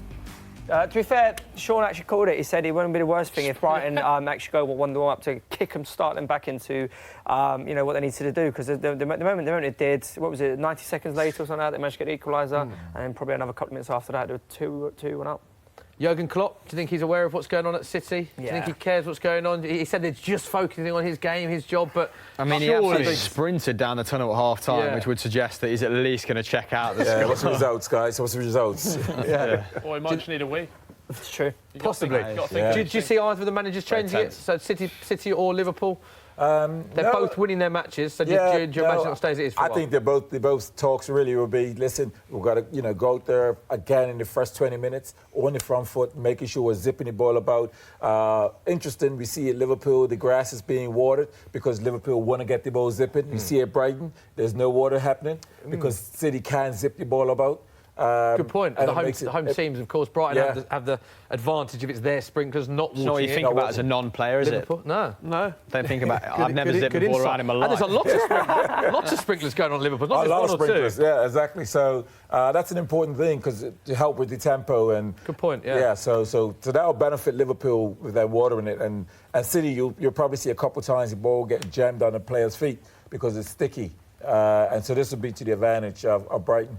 OK, here's the half-time stage in all our games. We can have a little Q&A with Sean Goater now. Thanks very much for getting your questions in. Keep them coming at SoccerM, at Football Daily. Use the hashtag #TheFootballSocial. So many ways you can get in touch with us. Keep them coming. First question, who's the best player, Sean, you have ever played with? It's a lad named Ali Benabia. He came to the club. It's a shame he came to the club when I was sort of just around 30. But he was a phenomenal player. He won French Player of the Year. And when he first came, we didn't know too much about him because typical back then, we just thought the best players were all in England.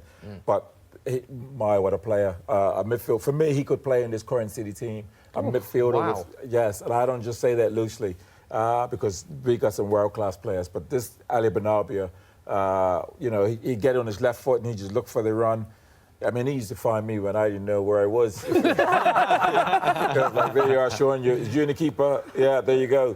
But, yeah, phenomenal player, Ali Benabia. With that said, then, I think a lot of us, when you said he could play in this City current team, were surprised. Not in a negative way towards Ali Benabia, but just because how many world-class players they have in this current team. So with that said, do you think he fulfilled his potential? I think that, he won French Player of the Year, and so, in his time of playing, he obviously done exceptionally well. But nowadays, we're not only focused on sort of what's happening in the Premier League, but we focus a little bit globally. We know players as PSG and other clubs around the world. We got him towards the later part of his career, but he was still a player. I'd love to have played with him when he was maybe about 26, because I thought he was awesome and frightening at the age he was, yeah. Ali Benabius answered it straight away. Boris BK says, Sean, did you ever envisage these days of City winning the league when you were a player? And sat alongside, Smoothie. That's your answer right there. I never. No, listen, when I was playing at City, we were happy to stay in the Premier League, and our best season was ninth. So we were happy if we sort of reached ninth and around that comfortable area. But to say now where we are, it's like we're not happy if we're in third or fourth. It's like if we're in the season, middle part of the season, we're only happy if we're in the top two, because this is just where the club is. I feel we've got the best manager in the world. Between him and Klopp, these guys are just unbelievable in their tactics and how they play, and the brand of football they play. So I never foresaw it, and City deserve it, because for a club that's been as low as we were to a time when I used to wash my own kit. So I'd love to say to Sergio, wash your own kit, son. He says Pep, their best manager in the world. Chris, do you go along with that? Pep Guardiola, the number one, because a lot of great managers. Deep breath there. Yeah. Let me think. Sure, I really wanted to consider that, Sean. And it's a question that we're asked an awful lot. And I think it would be nice to see him do it on the European stage of Manchester City. That's the only question mark that hangs over his kind of almost unrivaled managerial career at this point, at least the first 10 years of being a manager.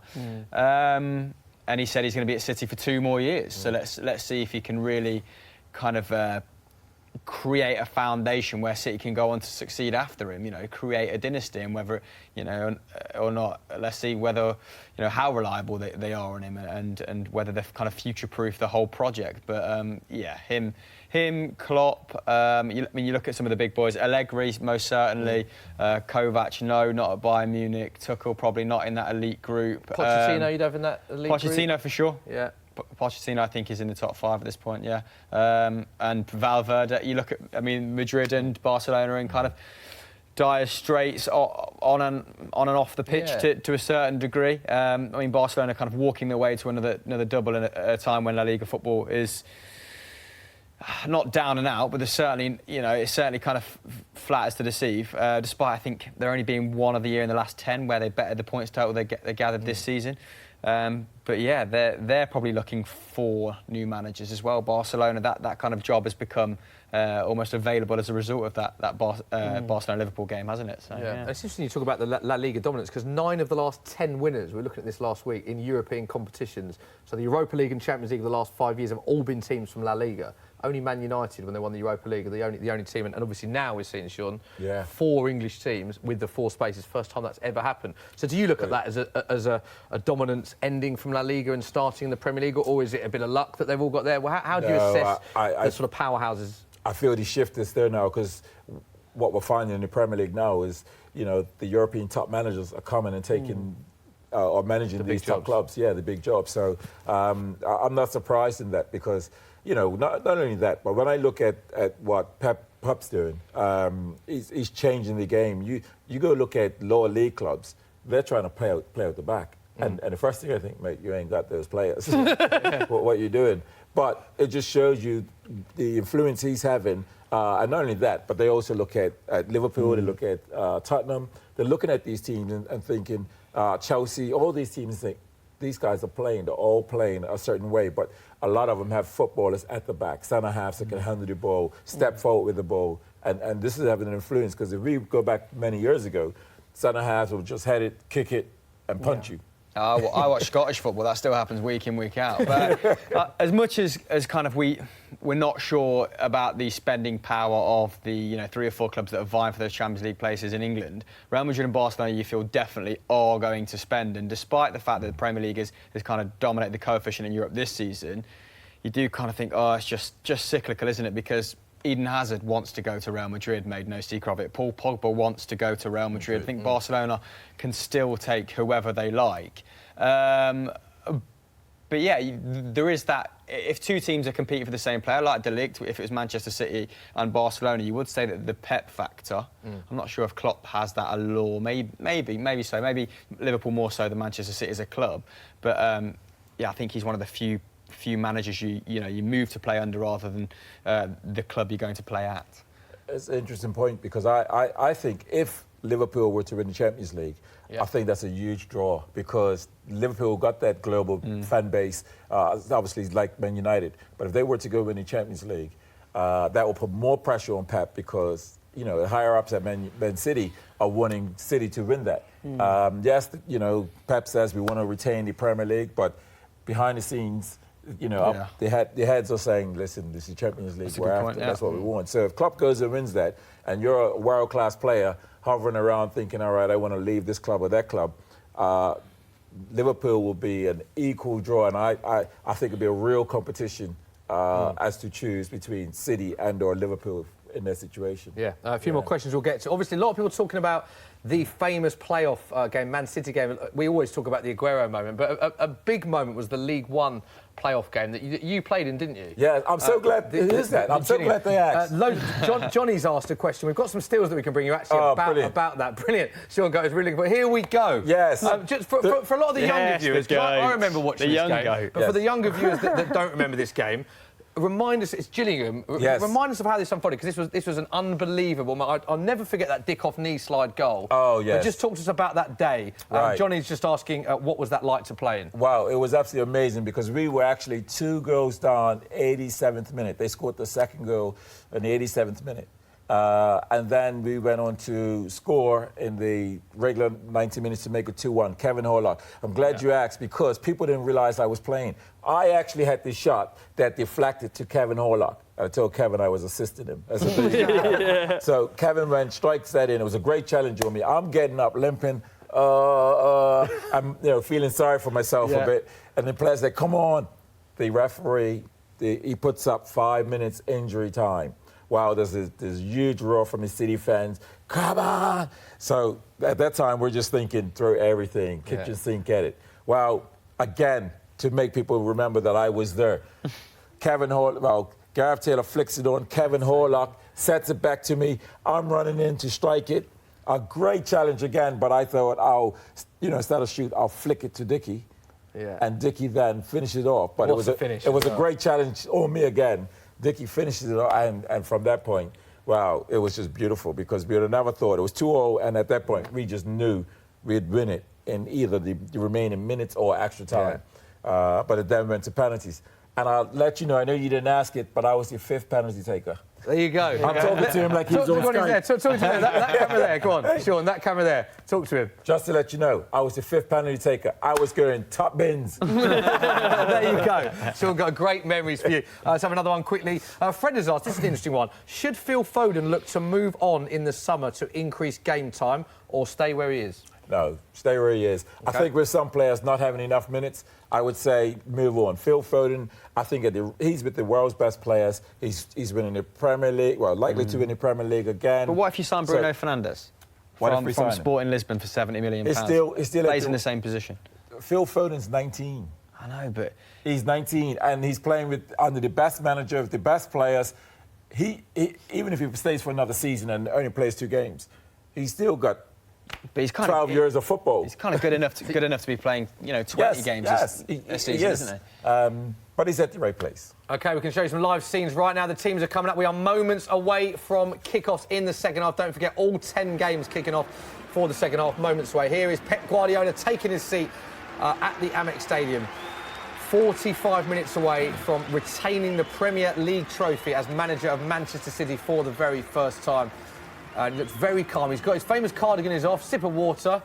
No changes as we know. If any changes for any of the games, we will update you with them. But as things stand, Man City has just kicked off right now. And Liverpool's kicked off against Wolves as well. As have the others. Will, bit of a groan from you. What happened in one of your games? I spoke too early. I said that West Ham would be finishing in the top half, but straight away from kick-off, Deulofeu did it in the first half, but it was offside, and he scored in the 46th minute. 1 minute in, he's rounded the keeper, literally straight from kick-off. The replay started. West Ham give it away. Pablo Zabaleta. on as a substitute. It's a perfect through ball. Deulofeu dinks it round the keeper, and the comeback. So lovely finish from Deulofeu, because it's very rare that you see what Deulofeu does. He picks off the back pass, he plays it to the right and runs around the keeper to the left. Yeah, like a Sunday League finish, isn't it, that? It's fantastic, that is. And the battle for 10th is now back on, Smithy. Hello, yeah. It's back on. Yeah, battle for 10th back on, so stick with me. There we go. We're going back to Will in his 4 games. To be fair, your 4 games have been very exciting, thrown up a lot of great finishes. Yeah, you must be I've more probably happy been, than you are when you found out you were doing those 4 games now. Hey, I'm just happy to be here, Smithy. It's been a great season, and what a way to finish it with a couple of screamers. Well said. Man City? Yes, well, it was Knockout had the ball, and he's tried some weird back heel, and City won it. Fortunately, the cross that came in, Sterling's touch was a bit loose, unlike Sterling, and Brighton were able to clear it, and now City's on possession again, just pinning them into the final third. Instant Liverpool game, Mo Salah on the deck. Yeah, a bit of a free kick, is that? Clumsy one from Willy Boly on the edge of the area. Mo Salah in that wide right position. He's just planted his foot and Mo Salah's gone over it. Not a dive, which, you know, at one point in the season Mo Salah was a big fan of, wasn't he? Went full Tom Daly for a good month when he was struggling through February, March. But it looks like he's going to take this ball. So I'll stay with you, Chris, for this corner. Free kick, as you said. Big for Divock Liverpool. on the end of this, 2-0. Yeah. 47 minutes gone. If he scores, I'm going to go and get that chicken I didn't finish before we went live. Oh, he's gone for goal. Alexander Arnold going for the near post, yeah. Bit of a weird one, maybe saw Rupert just show quite stationary on his line, and he did fully go for that, didn't he? Trent Alexander-Arnold has got an absolute wand of a right foot. Yes. Do you know what impressed me the most whenever I see him strike a ball is the whip that he gets on the ball without the backlift. the corner that he took against Barcelona. It's kind of Beckham-esque, isn't it? Without the backlift, that whip. And again, there's hardly any run-up to the ball. Yeah. And he gets so much power in it. Coming to win in a minute. Chance for Man City. Sean Gota. Yeah, the cross needed to be more in the air. Disappointing cross, but again, City's just really got them pinned in their final third. When Brighton win it, City win it back and just keep retaining their possession. There we go. Will, scream from you. Yeah, Holebas has been shown a straight red card. Antonio was through on goal. He's beaten him for pace, but he's on the floor, he's on the deck. He looks like he's about to go into tears, but that would mean he would miss the FA Cup final.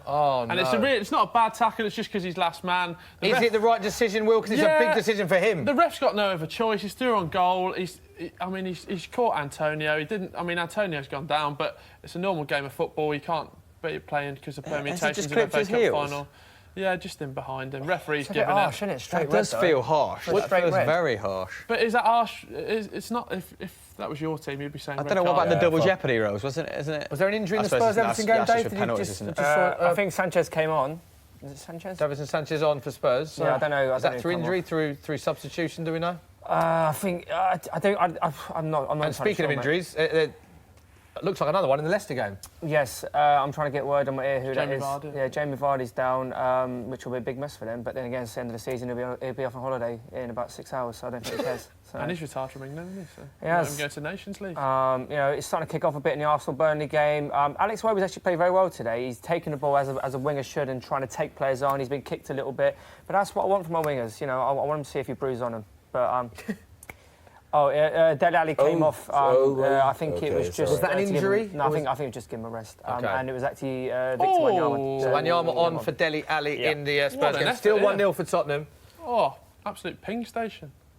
Ward-Prowse just off the bar for Southampton. All going on. 10 games going on. Get your questions into us as well, and we'll ask a few to Sean at the end of the show. At SoccerM, at Football Daily. Use the hashtag #TheFootballSocial. Sean, 48 minutes gone, second half. We saw Man City end the first half quite well, although Brighton did have that half chance with the free kick. How have they started the second half? Well, it's actually good what they've been doing, because they actually just had Brighton pinned. Brighton, really, when they win it, they can't really put together anything more than sort of 4 or 5 passes. City win it back. Addison's had his first touch, really. And when I say he had his first touch, he dribbled the ball outside the box about 10 yards and went for a long ping. He slipped. Brighton could have capitalised on it, but no one on Brighton really picked up on it. OK, free kick for Brighton in the box. David Silva not happy with that. Half chance for City, and it will be clear. Liverpool Wolves, Chris, how's that one started in the second half? Yeah, a little bit tasty. Diego Jota just got a yellow card. Mo Salah still threatening on the edge of the area, but much like the first half, in that Fabinho's bossing it for me. I can see maybe a couple of changes pending soon, Smithy, 60-odd minutes. Yeah. we might see some influential figures come off, especially in that midfield. Naby Keita's been brilliant, hasn't he? But he's now injured. It looks like he's going to be out. Well, he is out for the rest of the campaign, because I saw him celebrating in a leg brace, Liverpool's Champions League comeback. And big slip there from Mane. Wolves might be in. Do you see Wolves making any changes? We've seen the likes of Traoré, Morgan Gibbs-White come on in 70-minute marks. Yeah, maybe Ryan Brewster. He said Jurgen Klopp said we'll get minutes next campaign. Jordan Henderson there, though, reaffirming his importance in this side, defensively speaking. Cutting out a good opportunity at the edge of the box. But no, maybe around 60, 65, we'll see some more changes. Yeah. OK, so just a quick reminder of all the scores on the doors. It is Brighton 1, Man City 2, Burnley 0, Arsenal 0, Palace 3-1 up at Crystal Palace against Bournemouth, Fulham 0, Newcastle 2, Leicester, Chelsea still 0-0, Liverpool lead, Wolves 1-0 at Anfield, it's Man United 0, Cardiff City 1 still, Southampton 1, Huddersfield 0, Spurs lead Everton 1-0 and Watford 2-1. They trail now at West Ham. Will, a couple of groans from you. Any other instance in your games? Yeah, I mean, Watford are down to 10 men, but it's all Watford in that game trying to bring it back to 2-2 to stay in that prolific 10th place. Deulofeu was about 10 metres behind Zabaleta, put the burners on, went straight past him, and he should have shot, but squared it, and Felipe Anderson doing some great defensive work, kicked it over the bar, so it should have been 2-2. Dave, Arsenal fan, we haven't spoken about Arsenal much from a fan's perspective. This is a game that I know that it was unlikely, but an 8-goal swing, still an outside chance. It looks like they haven't started brilliantly in the first half. No, Arsenal. I think it's been quite a flat game. To be fair, like there wasn't like as much as having to go players like Mohamed Ali. This is the perfect game for them, like where we can rest a player like a Torreira, like a Xhaka, like a Lacazette in order to look to the final. So it's not the end of the world. Let's just get through the end of this season and hopefully win Europa League. The thing is, if he wins Europa League, he's had a great season. If he doesn't, it's been a disastrous season. Do you think? Oh, chance for Cardiff! Yes! Oh! Get in, Cardiff! Man United 0, Cardiff 2. It's Nathaniel Mendes-Lang again. Yes. And what a start from Cardiff. What a goal from Cardiff. And he's 2-0 against United, Dave. Yes, and the wheels have well and truly come off. Oli, wow. Somewhere Jose Mourinho is absolutely laughing. He's Nuts, laughing. isn't it? It goes to show that job he did to It's a get goal them for second. Arsenal. Oh, yes! Pierre-Emerick Aubameyang has scored his 21st goal of the season. Oh, it's on. Where would we be without him and Lacazette? I don't know. Probably Two big goals. You've seen a replay of the Cardiff one first. Talk us through the Cardiff goal, Dave. It was just shocking defending from Manchester United. They've allowed the player to just literally run to the back of their line, cut the ball right. It's a pretty decent finish, although it would have been harder to miss. And I'm just watching the Arsenal goal. Oh, very, very poor defensive play from Burnley here. Ball's been passed through to Aubameyang. Taken touch, second touch, third touch, goal. Oh, Fantastic finish that from is Pierre-Emerick awful for Burnley, Aubameyang. isn't it? And the race to golden boots on for him. He needs another one to equal it, and maybe another one to take it outright. So race to the golden boot, and of course Arsenal and Man United both battling for that 5th place as well, 5th and 6th. So big moment in that because goals in both games at the same time. What a good finish! Massive for Solskjaer as well. Just mentally to say that I came. Like there was an improvement, the squad harmonised a bit, and we finished 5th as opposed to I arrived at 6th. And we finished at 6th. It's a fair point, that. Yeah, I think I take a lot of pleasure in the fact that it all went wrong for United when we beat them at the Emirates. So I take an awful lot of pleasure. And there's a lot of Man United fans that you work with as well. I do. They're all giving it out. One in particular who we all enjoy, his reaction to losing. So there we go, 2 goals in very quick succession in that game. Tottenham, Everton on the attack. Slow attack. Everton against Spurs. How's that started, that second half? Spurs starting to rest players? Because obviously, you talk about Arsenal and Chelsea resting players. Spurs have an even bigger game. It's a Champions League final. First time in their history. Do you think Tottenham will start bringing players off? Because it was quite a strong lineup. I think it's actually been a very good display from Spurs, actually. They got the nice early goals. They kind of settled any potential nerves from their 8-goal swing. And they've just been in complete control of the game, really. Big save in one of your games, Will. Talk us through. No, it was actually Man United Cardiff that you were speaking to. Is the goal 3-2? I told you the comeback was on. Wow, what a game! No one has even spoken about Palace Bournemouth. We've completely disregarded it, and it's been one of the games of the day. Will, what number goal is that? That is number 5. We've seen some comebacks this week, but this could be the biggest of them all. Crystal Palace were 3-0 up, but Bournemouth have mounted a comeback for the ages. I can't tell you scored it yet, but it's worked in from the left-hand side all the way down to the byline. Pulled back. Who's this on the edge of the area? Right-footed. Oh, it's on near post. Is that Jefferson Lerma again? I'll have to get back to you on that one, Chris. Absolute. Number 10 is Josh King, isn't it? Josh King. But it takes a bit of a deflection. It's just such a bad performance from Manchester United. If I was a Man United fan, I would be so angry at this. So you're surprised? Jordan I. Jordan, are you surprised massive given the criticism United have had with recent performances against the like of the thing is, it's not just about being outplayed. They've been outworked at home. That to me is. And they're already down Cardiff as well. I'd be absolutely fuming if I was a Man United fan. I read a stat, Smithy, that this time last year, Solskjaer was manager at Mould, and it was his 8th consecutive defeat on the last day of the season as well. So very similar patterns. Wow, very similar. Let's go back to the main games. Incident in the Liverpool versus Wolves game.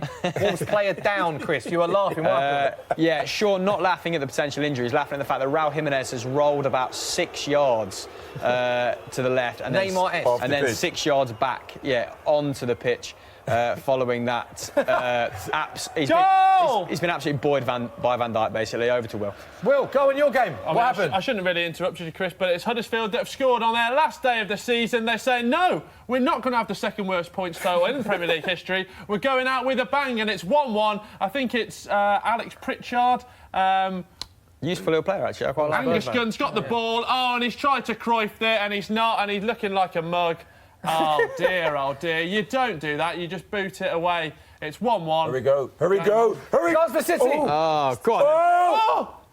Ping. Great defending. Great defending there by Brighton.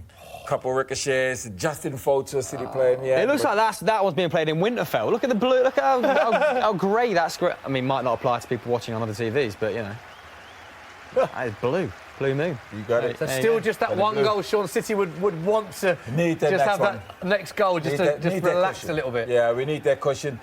City are totally dominating with possession, but again, the chances that come, they're looking for that complete perfect chance, and it just needs, it can be scrappy, it can be ugly, we just need to get it and put it on.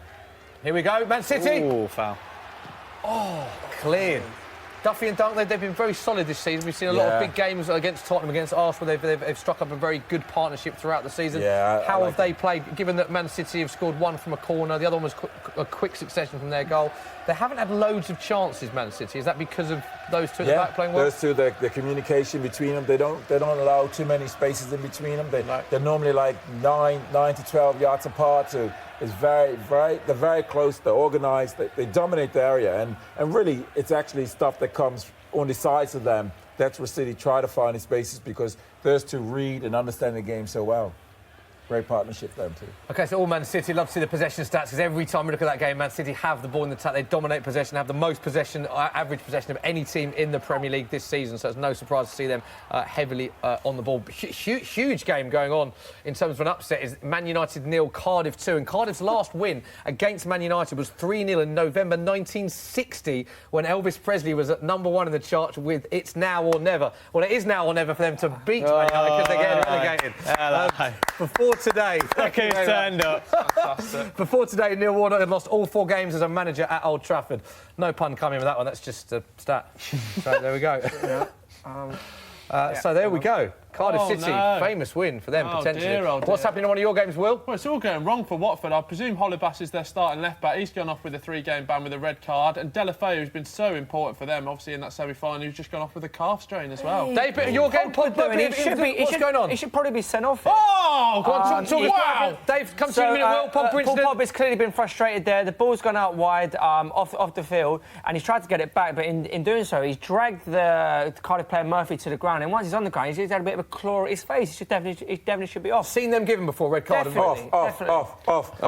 Sean instantly didn't even see it, but you still think it's a red card, Off. Man United player involved, still got his Man City hat on, of course. I'll be honest, I didn't actually know Paul Pogba was playing today, and that's not a dig. Really? I didn't realise he was playing. So, he hasn't really done enough.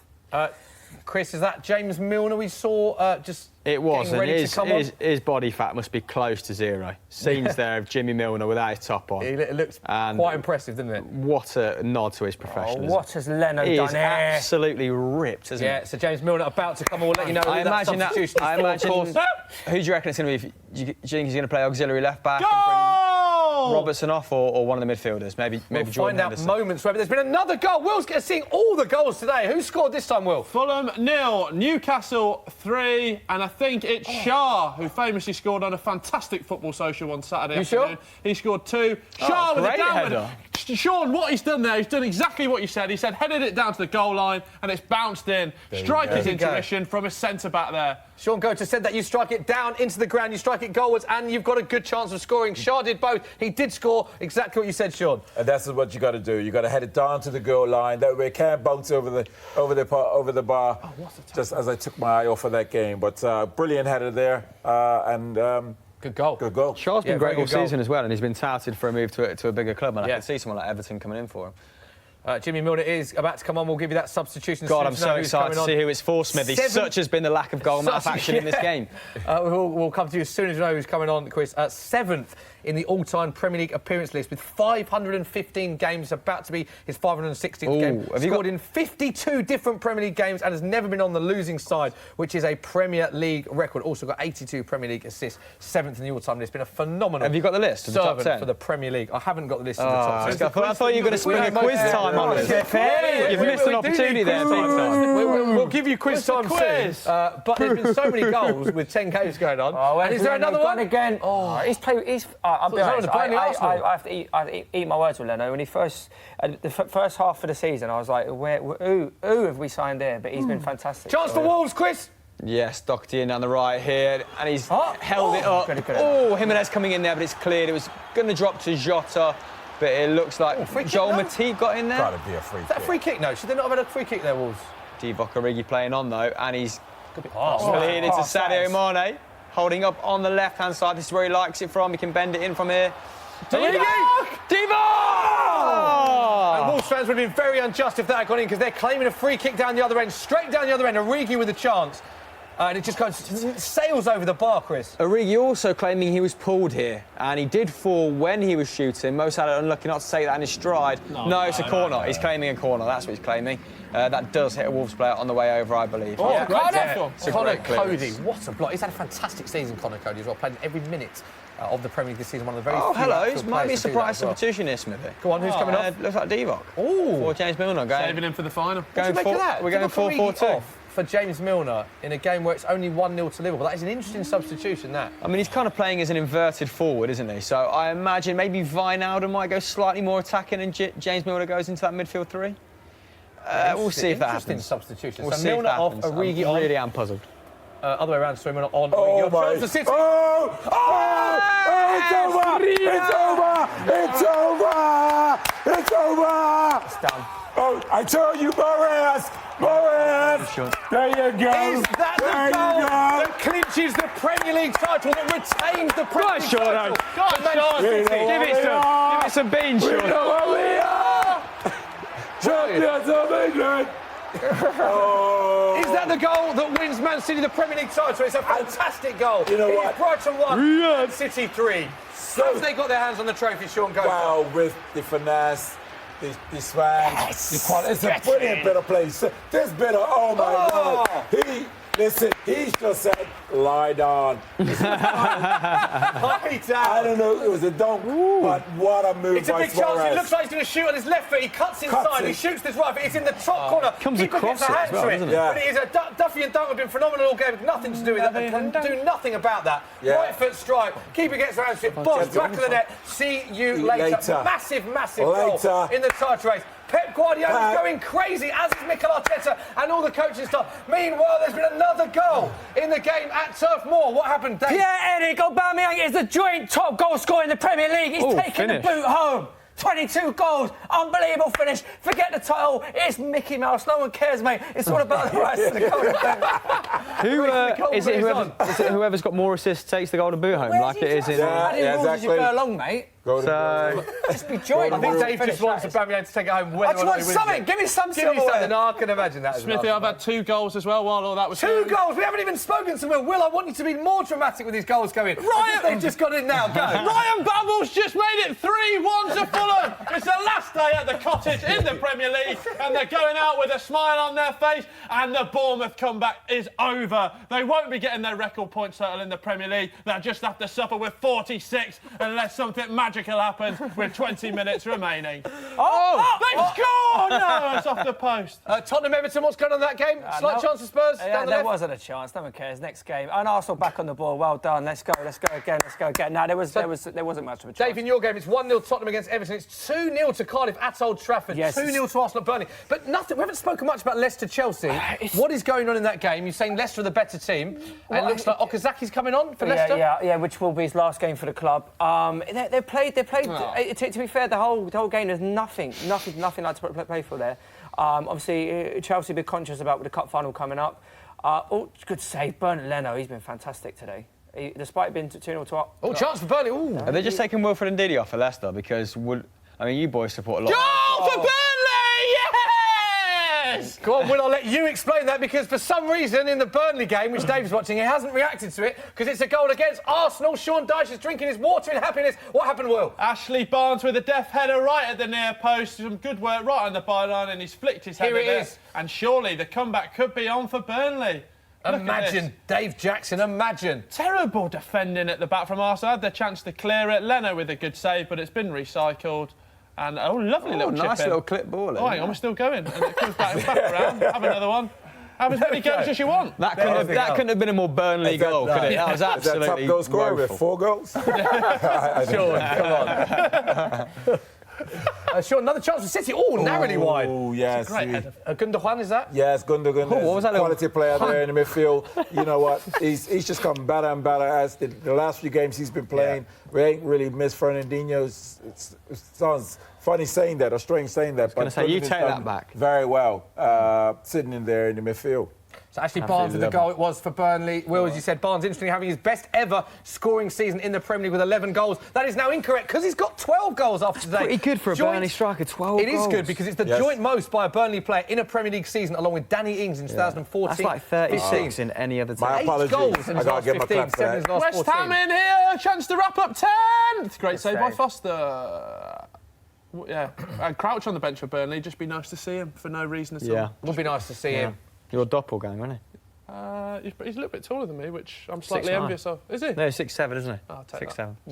6'5" myself, for anyone wondering. So you're right, you were now, Dave. Arsenal. 34 minutes of the season to go as we head into silly season. Oh, chance for us? No. Hazard coming on. Oh, no. Pierre-Emerick Aubameyang. Dave's been raving about him. Hello! Oh, sorry, I was watching. Coming back to you in a minute. 20 goals in 35 Premier League appearances this season. Only Mo Salah scored more. That is before today. And, of course, he's been on the score sheet today as well. Chris Hamill, your game, what happened? I was just watching Eden Hazard getting warmed up to come on because we haven't heard from Leicester-Chelsea, and I thought it'd be a good game. But big switch out from the right. Matt Doherty and Jimenez gets a little flick in or leaves it for Jota, and it's a really good save from Alisson, keeping his team, in with a very, very outside chance of winning said Premier League. But with this, does he go one ahead of Ederson for Golden Gloves? Yes, he does. The Golden Glove there currently before the game that'll be was tied small at consolation. 20. So with this, of course, Liverpool 1-0. Man City have conceded despite the fact they're winning, so that would mean that Alisson will win the Golden Glove. Get it! Goal for Everton! Theo Walcott, the man that Wenger sold to keep the dream alive 3 years later.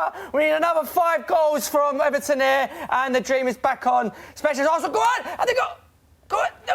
Oh! Save from the Burnley keeper. Big massive goal for Theo Walcott. That means Chelsea will remain in third, not Tottenham. Talk us through the Everton goal. The ball played out wide. Theo has done the business there. It's a fantastic finish. He was on the corner of the Spurs box through a congested box. Fallen over. Lovely finish there. He's fallen over. Oh, fantastic goal for Theo Walcott. Off the post. Lovely. So that means we can show you what that means. But Leicester 0, Chelsea 0, Tottenham 1, Everton 1. I mean, as it stands, Chelsea will finish third, not Tottenham Hotspur. Tottenham would finish fourth, Chelsea would finish third. Worth pointing out, they'd both go straight into the group stage of the Champions League, so no differences there. But of course, London Pride up for grabs. Chelsea would nick that third chance spot. for Cardiff again? Although Leicester looking quite a good second half, you said, Dave. Any real chance in that Leicester-Chelsea game?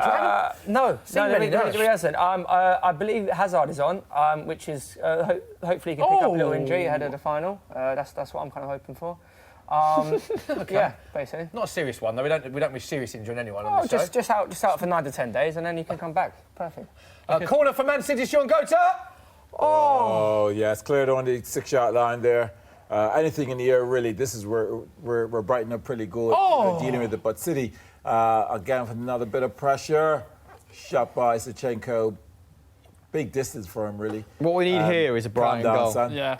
We need a Brighton goal. Sorry, Sean, but we need a Brighton goal for the end of this stream. For the content.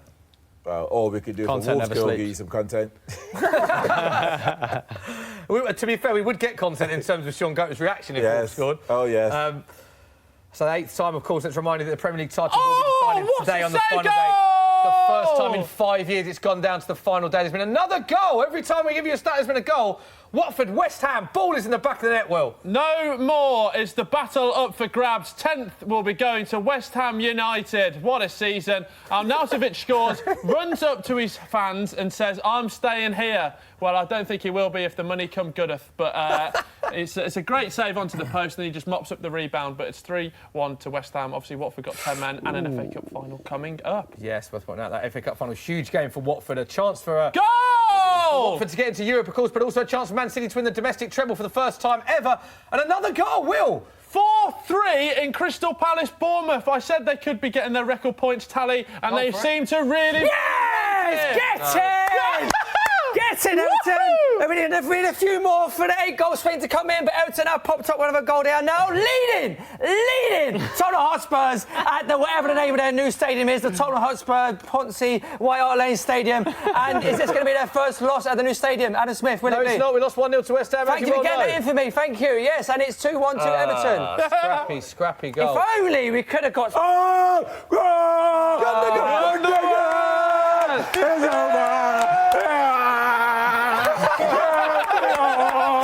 That's what I'm talking about! Come on, baby! Sean to score the goal. He can't because he's doing the pass, but he goes back to the goal. It is 4-1 to Manchester City at the Amex Stadium. Surely it is game, set and match, and there is no need for a tiebreaker. Sean Goater, tell us what happened in this game. Wow, it was a free kick. Sterling was fouled, a blatant foul. Gundogan, everybody rushes around and Gundogan says, listen, let me just sort it out. Here we go. Here he steps up. He's calm. He looks at it. Four-man wall. Oh! When I say to you, top bins. That is lovely. That is top bins. Lovely. And what a season Ilkay Gundogan is having. And incidentally, I've just done an interview with him, which is dropped on Soccerim's YouTube channel a matter of hours ago. If you want to know what he thinks of his Man City teammates, the man who's just won them the league, head over to Soccerim's YouTube channel now. Give us a like, give us a subscribe. I mean, not now, Smithy. You know, not now, after the game. Don't go there now. Please continue with us. But once you've finished it, go there if you would like. So that is 4-1 to Manchester City. We've got to talk about the top four now as well, because it's slightly more interesting. It's not. Devastating to say that Tottenham are 2-1 down. Yes. And Arsenal are 2-1 up. Yes. So give us the swing at the minute and what needs to happen. Oh, dear. We need a few more goals. Oh, unlucky. Arsenal on the attack here. Go on. Saturday night. Pierre, give us something. No. Come on. So there's a swing of how many, Dave? And just remind us what needs to happen. We need an 8-goal swing, and currently we're looking at a 2-goal swing, so not much is happening. Is it a 2? Yes, I think the 16-year-old's back on the field. Elliott's, yeah. The Chordog said that Man United got a goal, score to get 20. Goal for Man United against Cardiff, Dave! I don't know. Phil, is that correct? Yes, it is. Man United have just scored. It's Man United 1, they have Cardiff scored. 2. I'm not Big goal. Yeah. So many goals in the last 5 minutes. Just remind you what's happened. Tottenham have gone 2-1 down. Theo Walcott and Cenk Tosun. So it's 2-1. Tottenham against Everton. Arsenal currently lead 2-1 against Burnley. We're just seeing scenes of Noel Gallagher cheering that Ilkay Gundogan whipped it into the top bin to make it 4-1 to Manchester City. Shots of Liverpool fans devastated, heads in their hands. And Man United have won back against Cardiff. So as things stand, Man City would lift the Premier League title. Liverpool will be second. Chelsea would be third. And Tottenham have just scored. The magician, the man has whipped his wand out, and it is Tottenham 2, Everton 2. Get in there, you little Danish beauty. This is pre-watershed, mate. What a goal. Can I just confirm he's not whipped his wand out, all right? Go on. The best looking man in football just popped out with a lovely free kick. Jordan Pickford has not covered himself in glory there, but very extremely good strike from Eriksen. Sitter from Aubameyang. What's that on the free kick? Oh, bottom corner. My! Aubameyang's missed from 1 yard. To take it's a fantastic finish from Eriksen. Whips it. bottom bins with his right foot. That is a lovely. Oh, it's a lovely That finish. was a lovely strike. It's a lovely goal, Mace. We can confirm Man United haven't scored, apparently, Dave. Well, that wasn't me. That was the Chordog in the air, wasn't it? Dave's, Give not me Dave's all fault. that. Come on. Everyone is working tirelessly hard behind the scenes. They haven't scored. Cardiff fans, congratulations. It's still 2-0 on what is your last game of the season in the Premier League. And Danny Simpson is coming on for Leicester against Chelsea, which is still 0-0. Aubameyang's missed a sitter there, by the way. Aubameyang's missed a sitter, still 2-1, and it's 2-2 now. Own. Tottenham against Everton. So we still need a few. We'll give you the table as it stands, because interesting with third, fourth and fifth has changed hands a little bit, so we'll work on that. The graphics guys behind the scenes are working tirelessly because it has changed so often, and we will give you that shortly. But the important news is that Manchester City will be retaining the Premier League title if it stays like, barring an absolute miracle, Sean. We've seen them, though. We've seen them, Smith. Barring a miracle. Those miracles are over. All that stuff that happened last week. The week of miracles is gone. Yeah, that's over. A couple of subs for Tottenham. It looks like Ollie Skip and Vincent Janssen are coming on. You'd like to think this is with one mind on the Champions League. How is a team in the Champions League final bringing on Ollie Skip and Vincent Janssen? Because it proves, Chris, with all the money and media and everything in the game nowadays, that heart and determination have You got just spent Tottenham £1 billion through. on a stadium. Don't give me Not on Don't players. give me that. That doesn't, out of which we weren't playing in on Wednesday when the Great Escape happened. So it just proves that Smithy, it's been I've a asked for fantastic season with Tottenham, whatever happens now. I've asked for it and I've got it. Peter Crouch has just taken his bib off and he will be making a ceremonial appearance. There we go. On the football socials gee. last Premier League weekend. There we go. Right, we can bring you the table as it stands now. I'm going to have to lean forward to have a look at it. There you go. Man City, with their 4-1 lead currently at Brighton at the Amex Stadium, will get their hands on the Premier League trophy. Retained it for the first time in their history. The first time the Premier League trophy will have been retained in 5 years since Man United. Liverpool will finish on 97 points, having lost only one game and beating Wolves 1-0 at Anfield, finishing second. Chelsea currently in third due to the fact that they are 0-0 with Leicester. Tottenham in fourth due to the fact they are 2-2 against Everton at the Tottenham Hotspur Stadium. Arsenal winning, but still not good enough to finish in the Champions League. They need an 8-goal swing. I'm loving the little personal things you two are getting in as this winds up. Sixth. Penalty, Will Brazier. What's gone on? Penalty to West Ham. Watford are in full really? FA Cup mode. I saw one of the players trying on his suit for next week, which he shouldn't really be doing during a match. West Ham have got a penalty now to make it 4-1 and see out the 10th place finish that they so desired at the start of this game. Substitution for Manchester City, and it is a Manchester City legend leaving the field, Sean. And a legend coming on, De Bruyne, Kevin De Bruyne coming on, and that's trouble because I'm still hoping that Sergio Aguero will get that 20-second goal, and that will make that all interesting. Yeah. And I think he also wants to get another goal, so we'll see how that Interesting pans to see out. how that pans out. Yeah, Yes. David Silva, instantly, Manchester City's record appearance maker in the Premier League, 281 appearances, make that 282. It looks like he will be getting his hands on the title, and it will be Vincent Kompany, Sergio Aguero and David Silva will be the three players set to win their fourth Premier League title with the club. Vincent Kompany set to lift the trophy as captain for a fourth time. Only John Terry, 5 times, has lifted the Premier League trophy on more occasions. Vincent Kompany, phenomenal player. Yes, I think they just marked out the land to where they're going to put the statue. Yeah. And another goal. Will Brazier, it's all going on in that game. Wow, what a match. Mark Noble's got his second of the game. The man that time forgot, he just keeps on getting better with age. And he's bagged, and it's 4-1. Chance for Man United, Dave, in that game at Old Trafford? Yeah, it was Marcus Rashford. Half a chance. They're just so poor. What's the body language been like for the Man United players, given the fact they are losing at home in the last game of the season against an already relegated Cardiff It's not team? like great at all. And the thing is, if like, for example, Ollie ever needed any more ammunition with the fans to say, this is why I'm getting rid of this player, this is the game. Yeah. So, not pretty... Mendes Lang coming off fantastic match from Nathaniel Mendes Lang. He's played particularly well. Goal! Another goal! Will, which one this time? 5-3 at Selhurst Park. 5-3? Sorry, Bournemouth fans, but that is it. You'll be finishing on 46 points. Wilfried Zaha scored a left-footed low drive into the other corner. 5-3. Oh, counter. Sergio's chance. Is he slipping him? Sergio Aguero still there. Shoot. He's trying to put him in there as well, isn't he? You know, Sergio, Sterling runs through 2v1 and he passes it to Sergio and he needs more pace on it. And that's the grass being dry. I'm certain it's the grass being dry. And that's the problem. Sergio is frustrated. He knocks it slightly behind him. So he has to check himself, and with that, the defence comes back. You spoke about the sprinklers. They were on in 4. 6 sprinklers we saw at Anfield to wet the pitch for Liverpool. They didn't wet the sprinklers at Brighton. They didn't even turn them on, as Sean said. You thought if the sprinklers were on, that would be in the back of the net, you said. Yes, that would have been it, because that pass would have got to him. He'd have had to touch. It would have been in the back of the net. So he's frustrated with that. And he's a bit upset with Sterling, thinking Sterling should hit it firmer. Sterling's thinking he's hit enough, and that's what happens when the pitch is dry. Okay, my appetite's not wet for this game. It's been dry as that pitch over at Brighton. The sub that we always see, Adama Traore on for Wolves. Yeah, Adama Traore has came on. James Milner is playing on the left. Salah. Go on, Mo. It looks like Van Adam's kind of playing as that, false nine, kind of inverted striker.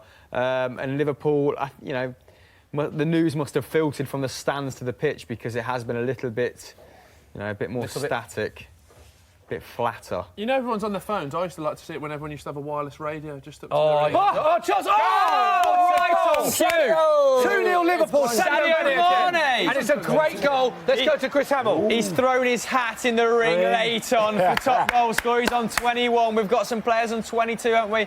But just as I was complaining about the game going flat, we have a cross deep from the right-hand side. And that man, Sadio Mane, hovering around the 6-yard box yet again. That's in fact 22 goals, isn't it now? Yeah, 22. To this 90, 20 prior, and suspicions of offside. But, the benefit we can confirm there's doubt. 3 players currently on 22 goals. Salah, Sadio Mane and Pierre-Emerick Aubameyang, and I'm informed that Mo Salah would win the Golden Boot based on assists. Yeah, so 3 players equaling. When does that become a thing? 3 players equal, 22 goals. It's been a thing for Salah, Aubameyang. It goes to assists.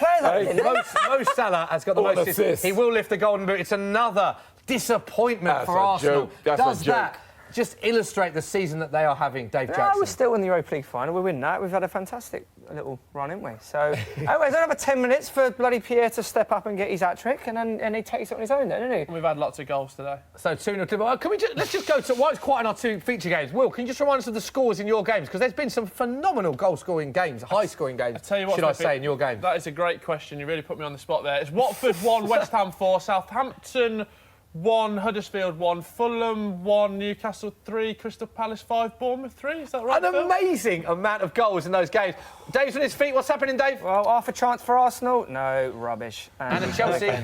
Have we ever been in a predicament where 2 strikers playing for the same team are going for the Golden Boot on the final day of the season? I can't remember it. Yeah. Because that might be a collector's item. I mean, it's got Will on the floor. So. Just got back. Yeah, we spoke about that earlier, and I said it'd be interesting to see if they get. And it's a nice moment in Brighton, important moment we spoke about earlier. Off the crossbar, Van Bruno Dijk. leaving the pitch, Sean Gota, and he's getting applauded by all of his Brighton teammates here. Yeah, Last appearance for him. Yeah, I think in he's the Premier 36, 37. He's up worship round there. Isn't Yeah, and it's he's actually played a decent game. He's played a brilliant game. So, well done to him. Seeing the banners there, thank you, Bruno. We love you, Bruno. You just saw that Pep Guardiola spoke about it, someone that Pep Guardiola knows very well. Of course, he spoke about in his pre-match press conference. Chris Hughton spoke about how influential he is in the dressing room, outside of the dressing room, and you can just see what he means to these Brighton fans here. Yeah, all of them standing and applauding. Standing ovation, the fans there standing applauding him. He's come off, he's given a hug from his manager, but he's played well, and that's what he'd won in his last game. When I think back to my last game... Yeah, I was going to ask you that, because he's quite emotional here. Just give us this insight of what this is like when you realise this is your last match. Well, for me, it was a little bit more emotional, because it was Man City fans... It was Southend playing Bristol City. Yeah, I know what you're going to say. And Man City fans also went. So it was 3 sets of fans there. For me, it was an emotional game, because... I knew it was my last game. Yeah. So I noticed the emotions going through him, but he's been brilliant today and a great servant for Brighton. So that's worth pointing out as well for the young Man City fans watching that don't appreciate what this man did to the club. This man had Man City fans travelling to Southend on your last game in a game that Man City weren't even involved in, just to sing "Feed the Goat." Feed the Goat. Yeah, that's been amazing. I mean, I don't think it's ever been done, and Google that. Hey, have a go. Brilliant, absolutely brilliant. Dave, a chance for Everton, corner for Everton in this game. Never mind that. Arsenal pissing about in the back here. There's a corner for Careful with your language. Careful. No, there was nothing wrong with that one, is there? Well, we'll see, won't we? Go on, what happened in the Arsenal game? Arsenal defence just started mucking about, but they managed to... And a corner for Everton now? Ball going to be swinged in. Come on, Everton. Make me day. Come on. Back post. Whipped in. No. Hugo Lloris. Here we go. Here we go. Oh, Morris shoots, son. He's done a 360 with 7 players around him and still comes out with it. We want another company howitzer, don't we? Wilfred Zaha going off at Selhurst Park. Could this be his last time at his beloved club? Smithy walking off to a rapturous applause. It seems a bit ceremonial. Do you think so? Come on, give us an insight into the body language. Like when he's clapping, is it one of those waves as if to say goodbye wave, or is it a wave that there's a family member in the crowd? Are we reading too much into this? What do you make of this body language from Will? He's taking off his... It seems quite a firm wave there from Zaha. All the players coming over. I'm looking at Roy Hodgson, but famously does not have any emotion on his face, so it's very hard to tell if that is his last game for Crystal Palace. Yeah, my skipper's going off, so I'm sorry. Oh, that's a bigger one. Company. City loves you more than you will know. That can't be his last game. Whoa. Sure, he'll be there next Vincent season. Kompany's contract still up in the air. Will he be a Man City player? And how important is it Manchester City tie him down? Yes, they have to tie him down. I mean, they wheel him out for the big game, the huge games, and he always does the job. I will be amazed if Vincent Kompany is not at City as a player next season. Amazed? I'll be amazed. I mean, he's on a year with a view to coaching or something like that? Sorry? Like a year with a view to coaching in his any potential new contract. They'll want to keep him behind the scenes, won't they? Yes, without doubt. And if he wants to go into coaching, well, you know, City's got about 10 clubs. That is very true. Yeah. Very, very. He fancies a stint in Australia or Japan. There you go, a bit of sunshine as well. Hey? Can't go wrong. So we're in the 86th Mark Phelan will be wishing he never minute. came back from Australia after this Man United performance. Dave? Oh, Mate, mate, absolutely shocking, haven't they really have. They really have. Chance for Wolves. Oh, Tell you what, if you're United fans, get yourself down to Salford. Cheaper tickets, much better football, and you get to see the class of '92 as well. yeah, all of them, don't you? Bex was down there, wasn't he? Yeah, all down there. I mean, Liverpool, you've got to look back and think, oh, I mean, what more? They must be thinking, what more could we have done to win this Premier League? It's been an absolutely incredible race. 2-0 they currently lead, both goals from Sadio Mane. Just an incredible, incredible title race. Sean, do you look back on Monday night now, which is sort of forgotten because of the absolutely phenomenon that was Liverpool and Tottenham in the next 2 nights. But let's not forget what Man City did on Monday night, how important that goal is from Vincent Kompany. Yeah. If that doesn't go in, it's a completely different story. Yes, because Leicester played exceptionally well. We were up against it, and you're sitting there thinking, you know, with all the dominance the City had, Leicester always looked like they could get something on the break. Yeah. And it was like, where's this goal going to come from? Where's it going to come from? As Vincent steps up with the ball, I'm sitting there thinking, find another pass, do not shoot, do not shoot. He gets it on his feet, and well, what a strike. Yeah, substitution, quite an important substitution in the Liverpool game, Chris. Yes, Gini Wijnaldum coming off. Alex Oxlade-Chamberlain has obviously struggled with injury for the past year. Had a couple of false starts in terms of his return, obviously not in the Champions League squad. So nice for him to get involved here. It's been a long road back from that pretty harrowing injury he received. At a point when he'd actually started to establish himself in the side, he won over a lot of fans, didn't he? He was vital to the way that Klopp was playing, in the same way that, you know, Lallana has been as well, leading the press. Very kind of, intelligent in that attacking midfield position in terms of being a press trigger. And he's back, so very good to see. Yeah, great to see. And the form he was in as well. A lot of people forget how good he was, especially that Man City-Liverpool Champions League game and the league game building up to that as well. How good his form was for that horrible injury. And I think he would have been certainly a squad member for England, if not, you know, a very influential player within that famous World Cup. And it must be so hard to miss out on what was a great title race and a great World Cup campaign, physically and mentally for him. So great to see him back on the pitch. Will, quick update from your games before we focus on the feature ones. I think this is the longest time we've not had a goal, so it's all gone boring here for 2 minutes. But West Ham here looking to make it a 5th. And Newcastle are in to make it 4. Oh, great save by the keeper. It's probably the first thing he saved. So now it's... it's in! Oh, it's in! Oh, sorry. Explain what happened there. I said it was the first thing you saved, but he just pushed it back to Rondon, and Rondon scored. So it's Fulham 1, Newcastle 4. The keeper's smiling, but you're being paid to do your job, mate, so maybe do it properly and stop smiling. He do Rondon, he do Rondon. It's in the back of the net. Goals, scenes from the Newcastle fans. Sergio Shams. Oh, what a block. Game. Go on, Will. Smithy, fun fact for you. Dwight Gale and Rondon swapped. Rondon was Newcastle's player of the season, and Dwight Gale was West Brom's player of the season. Although Dwight Gale, night to forget really for him, day to forget yesterday. Lost scored the goal, but then sent off. So very well poised playoffs as well.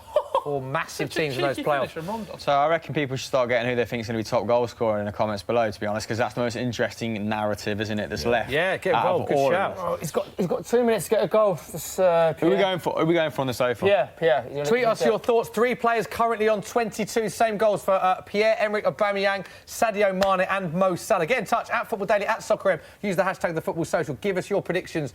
Who is going to win the Golden Boot? Let us know who you think is to finish third as well. It's tight in Tottenham against Tottenham and Chelsea. Not a lot in that. Both drawing. Who will finish in third? If it currently stays as it is, Chelsea finish third, Tottenham fourth. If Spurs get another goal, Tottenham will leapfrog Chelsea into third. Chance for United, Dave? Yeah, put a free kick for Paul Pogba on the edge of the box. He's hitting straight into the wall. The United fans are absolutely fed up, and I love it. So it's fantastic to see. They will be playing Europa League. Probably, potentially Arsenal will as well. But it's such a like disgraceful performance for Manchester United. Disgraceful. It really is. It really is. But again, you can see the Man United fans leaving. They're not even standing to applaud them at the end of the game, which any kind of home club would at the end of the game of the last game of the season. You give them a round of applause, stand ovation, they'll walk around. But they're off. They're off down the pub or off to see. They do not look happy, these Man United fans. Look how many empty seats. They're all leaving. And it's a valid point. It's the last game of the season. Players do the lap of honour. Yeah.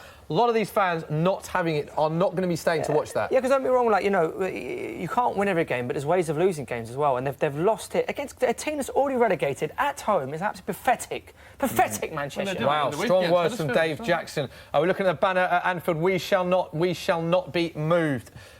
Chris, but these Liverpool fans look absolutely gutted the way that this season is. The Premier League season, should we say? What are they not being moved from? That's that stand physically. They're staying there for the rest of the night. I mean, yeah, it's a kind of gallant failure. But like I said earlier, there's a lot to take from this campaign. And if they can, momentum's the hardest thing, isn't it, to put together in football? If they can carry on into next season in the same way that this Cardiff result is going to be disastrous, going into the summer, in terms of the buoyancy, the feel-good factor around the club. A strong win against a very good Wolves side and a Champions League. Yeah. So going into the Champions League final, if Liverpool lose the Champions League final and come runner-up in the league with 97 points, how do you reflect on that season? Because it's obviously still a good season, but that would be devastating for Liverpool Football Club to accept, wouldn't it? They're almost becoming kind of victims of their own progress, aren't they, in that sense, if you say that's a categorical failure. Yes, to get so close and to not see one competition over the line. Particularly as and these are the full-time scenes. It is done. Sorry to abruptly end you there, but the whistler's gone. Oh, it's gone. Jurgen Klopp shaking hands. And the whistler's gone at the Amex. It is Brighton 1, Man City 4, Liverpool 2, Wolves 0.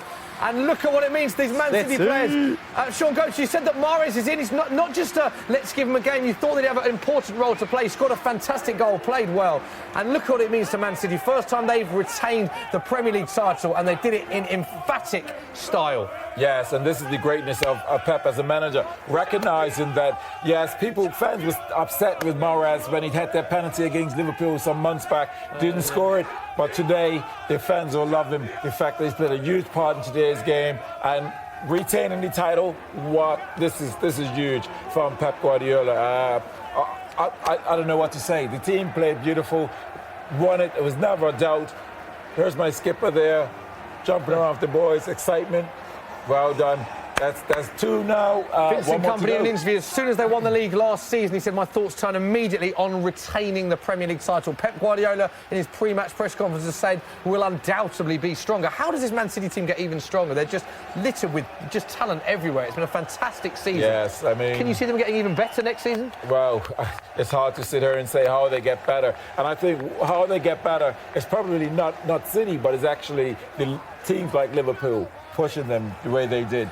And that brings out even a better quality in Liverpool, because the run of City that they went on is absolutely amazing.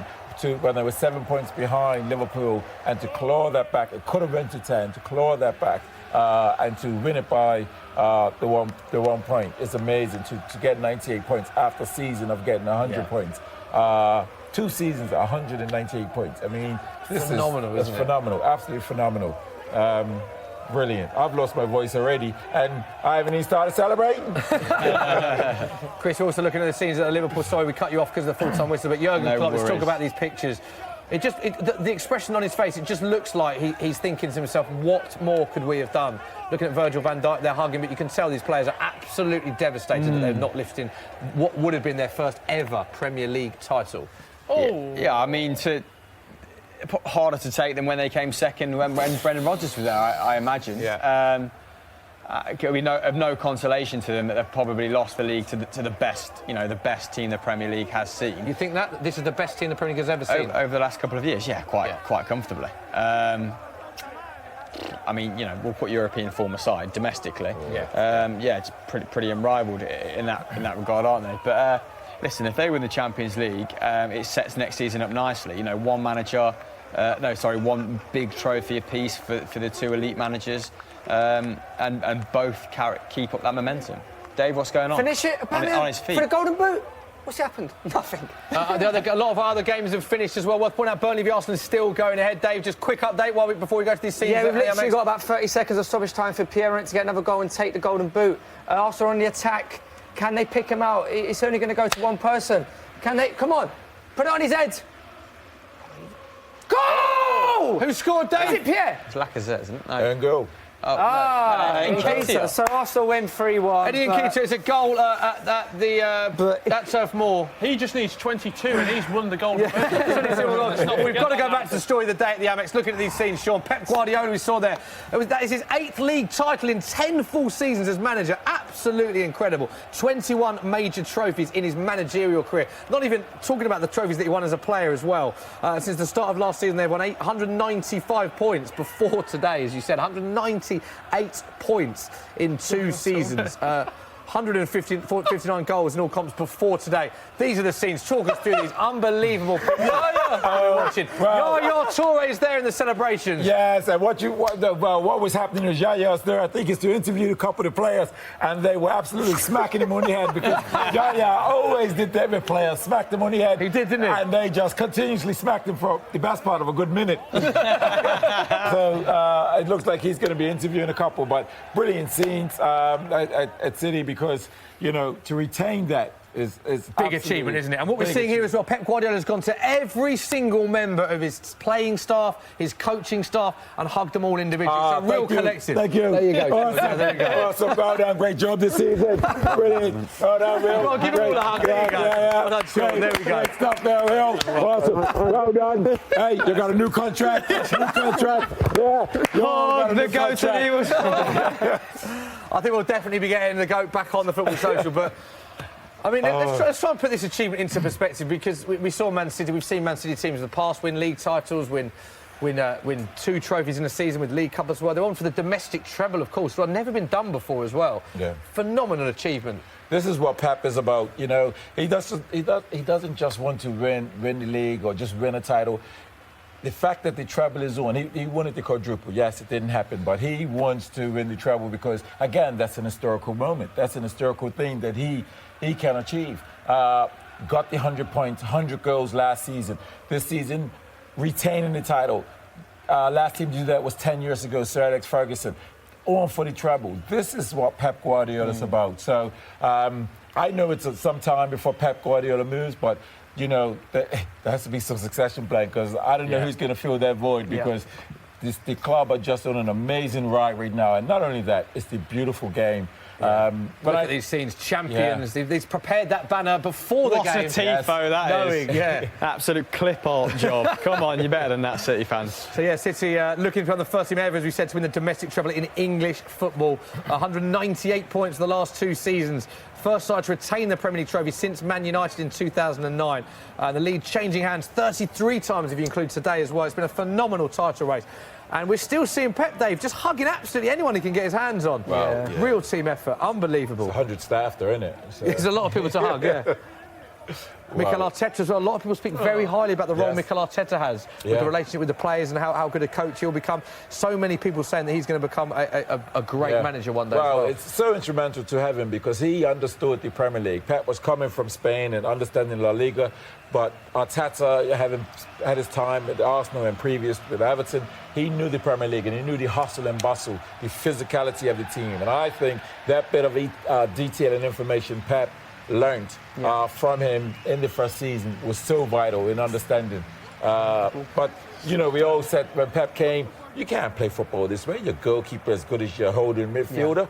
Well, there's a lot of people that watch this team and for the neutrals and just think, wow, absolutely brilliant. Today, it wasn't at the finest, but City don't really care because all the beautiful football was early part of the season, and really it was about getting over the line and winning the game. Here we're seeing scenes of him hugging Moraes, who hadn't played in the recent weeks, but this just goes to show his man management is up there with the best, and this is what you see with him and Klopp and Pochettino, and how they love and appreciate their players. Look at those. Right, let's have a quick update. All of our games have finished, so before we go back to these scenes, we'll update you on all of the results. All the matches are done. This is what happened. Goals galore in the Premier League today. Brighton took the lead against Man City, courtesy of Glenn Murray after 27 minutes. Then goals from Sergio Aguero, Aymeric Laporte, Riyad Mahrez and Ilkay Gundogan made it Brighton 1, Man City 4. Manchester City are champions. Burnley finished 3-1 to Arsenal, should I say. Ashley Barnes opened the scoring, and then Pierre-Emerick Aubameyang with 2. Eddie Nketiah, Ashley Barnes,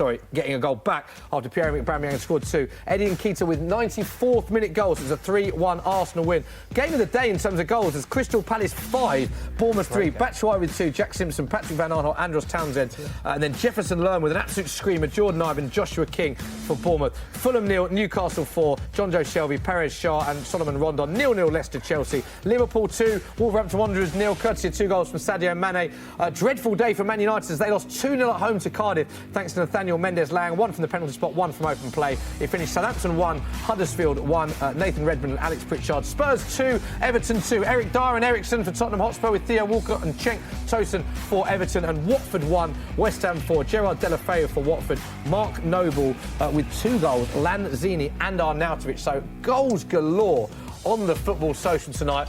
The Premier League has finished, and this is what it means to the table. Manchester City are champions, 98 points, the second highest points total ever to win a Premier League title, plus 72 goal difference. Liverpool finished with 97 points, with only 1 defeat across the season, and finished second. Chelsea pipped Tottenham to 3rd place. They drew 0-0. Spurs finished 4th, and Arsenal finished 5th. So Arsenal, had they beaten Brighton last week, would have clinched 4th. But they didn't, Dave, so Arsenal finished in 5th. Yes, Dave. Man United finished in 6th and Wolves in 7th. Interestingly, Wolves will play in Europe next season. If Man City beat Watford, they will get the last Europa League spot. However, if Watford beat Man City in the FA Cup final, Watford will take the last European spot. 3 relegated teams, Cardiff, Fulham and Huddersfield. And Cardiff, in the end, only down by 2 points because of that result against Man United. Sol Bamba. Yeah, they've had a few decisions, didn't they, that went was like the against Chelsea one, them. wasn't it? Cardiff Yeah. first. They'll feel good season, but not quite good enough for them in terms of staying up. So that's how it finished. Chris, let's just get your thoughts on the season as a whole. I mean, it's been the title race has just been incredible. How do you reflect on the season? Fairly quickly. I think I said it earlier that the best team in the league won, that prevailed. I think they had the tightest defence.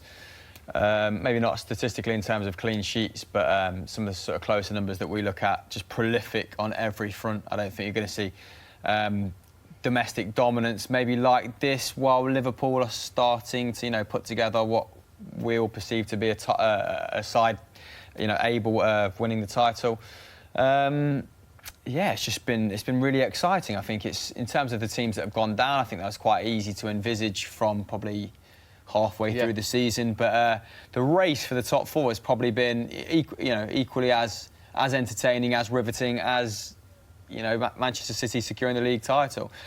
Do we all think that the people who finished in 1st, 2nd, 3rd, 4th, do we think it was deserved? I think so. I think Over the course of 38 games? They often say, don't they, with cup competitions, you can. Well, a lot of pundits and players say that cup competitions you can get a bit of luck to win a cup, but the league, the table tends to be quite honest because it's over the course of 38 games. Yeah. Is that how you see it? Yeah, without doubt. I mean, over the 38 games, and City had the challenge, the period where Liverpool was 7 points, as we mentioned earlier, and for them to slowly claw that back and continue winning, it's just been phenomenal to watch it unfold and to see it, because yes, I was confident early on, but with what's happened over the past week, there's still a part of you that thinks maybe there could be something crazy that could happen. But Pep, he looks at the detail, and Moraes I'm not surprised that he comes up with something vital in the game, because this is how Pep looks at the game and thinks, I'll bring him in because he could be so vital to affecting the game. And Mahrez was one of those players. So let's show you some of the stories of the day. We can show you some images of just how the today's unfolded, because it's been a phenomenal day. Dave, got to go to you. Describe this as disgraceful performance. Here is Ole Gunnar Solskjaer. How will he reflect on this result for Man United? Bad day at the office. Well, I think it might be a blessing, and because he can literally say that any player he wants to get rid of in the summer now, he will have the full backing after today, because they were a disgrace. It was, as I said, there's ways of losing games, right? You don't expect your team to win every game. There's ways of losing them, right? You know, where you go out and you don't get outfought. And they were pathetic, absolutely pathetic. But I've just seen Pierre-Emerick with his golden boot.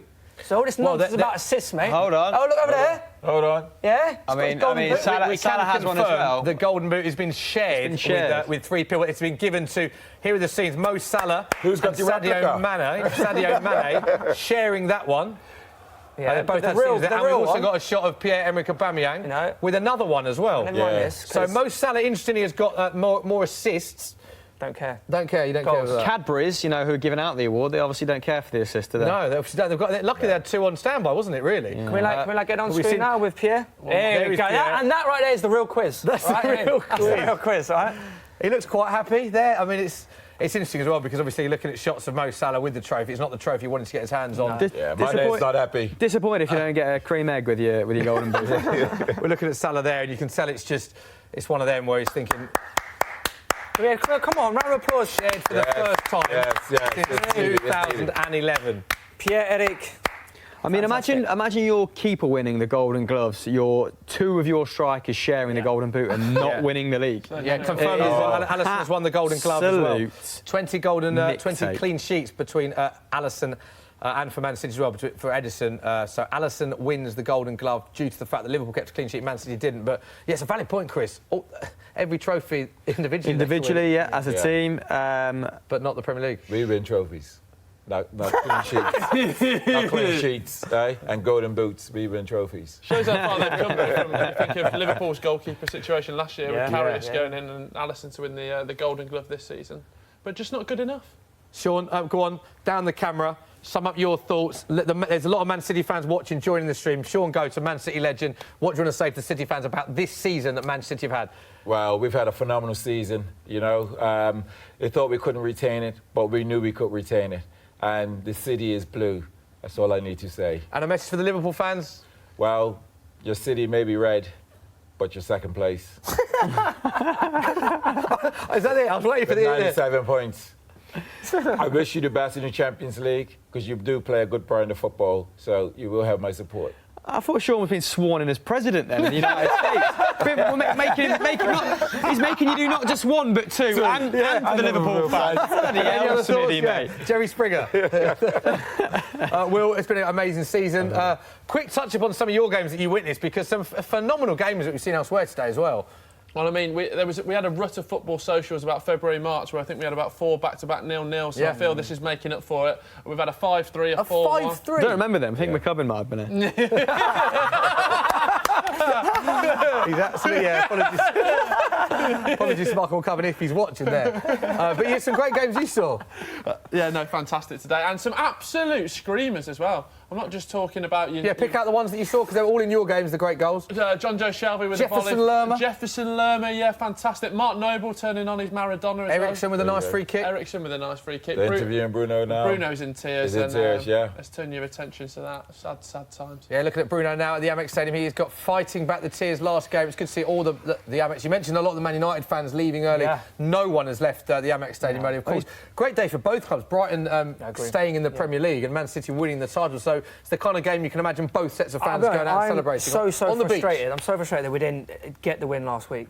Just to confirm, Dave, if Arsenal had got the win against Brighton last week, you would be in the top 4 ahead of your nearest rivals, Tottenham Hotspur. I mean, you went through that period. You could have said one of any of those 3 games but that's the thing, right? You were in pole position. Yeah, like the league table doesn't lie. We are where we are. Yeah. I mean, and you were fortunate to go on that run at the start. Yeah, forget like today. I've only been like 4 points from 5 games. It's just not good enough. Yeah, 1 point from 4 games. I think, and a draw and 3 defeats. Wenger always get in the top 4. There's a few didn't, but yeah, I think the thing is, I think if we'd have had Wenger this season, we definitely would have got top 4, considering how 100% for you. If Wenger was your manager, for me, you'd have had top 4. But then again, the reason I think we just scraping the Champions League by winning Europa League, right? To give Unai like a couple of transfer windows where he's got the Champions League in his back pocket, so he can attract the better quality player and the player that he would want to attract. Yes. So I think that's what we need to just try and You just think like a director. Exactly. Like a director. He's not done a bad job, has He hasn't. He's not excelled in the hasn't. same way that, you know, everyone expects, you know, that owing to Conte, owing to Mourinho, Ancelotti, when some foreign managers come from abroad, they've had success, it's like, oh, please turn us around straight away. But the problems are deeper than that, Arsenal. It is, and it's just like, it was his last 5 games where if we could have just won one of them, we'd have been sorted. We'd have been into top 4. It's interesting, isn't it? Because you look at Pochettino, Klopp and Pep Guardiola,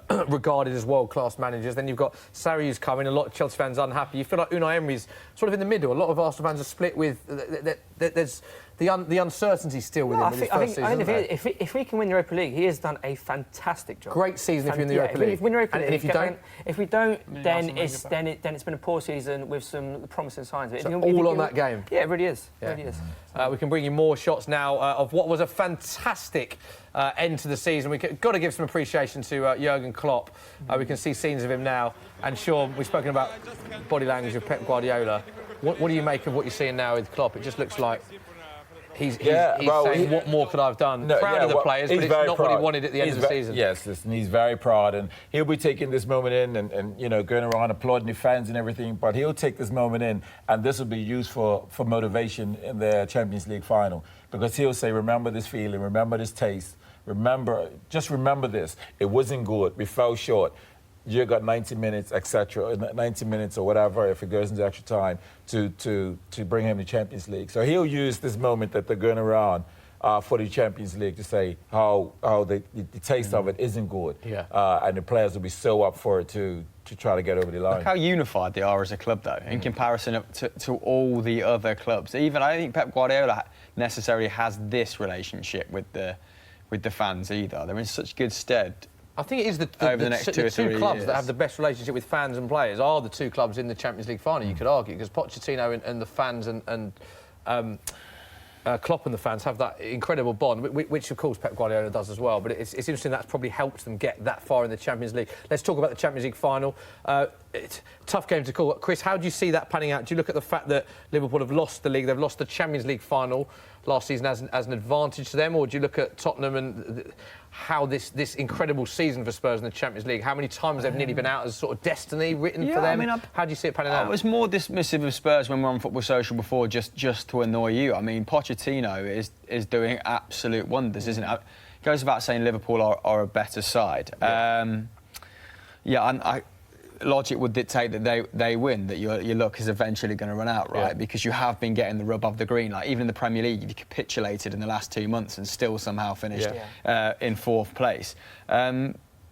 So relatively speaking, a Champions League final in 4th place, given the squad that Pochettino has at his disposal, is just as big achievement as maybe Jurgen Klopp amassing 97 points when you look at the talent deficit. But I think either way, like if Klopp wins the Champions League, if Poch gets to the final and secures Champions League football, and Pep Guardiola having won the league, like they've all had really good seasons at the expense of everyone else. Yes, crazy. Sean? Yes, it is. How do you predict the Champions League going?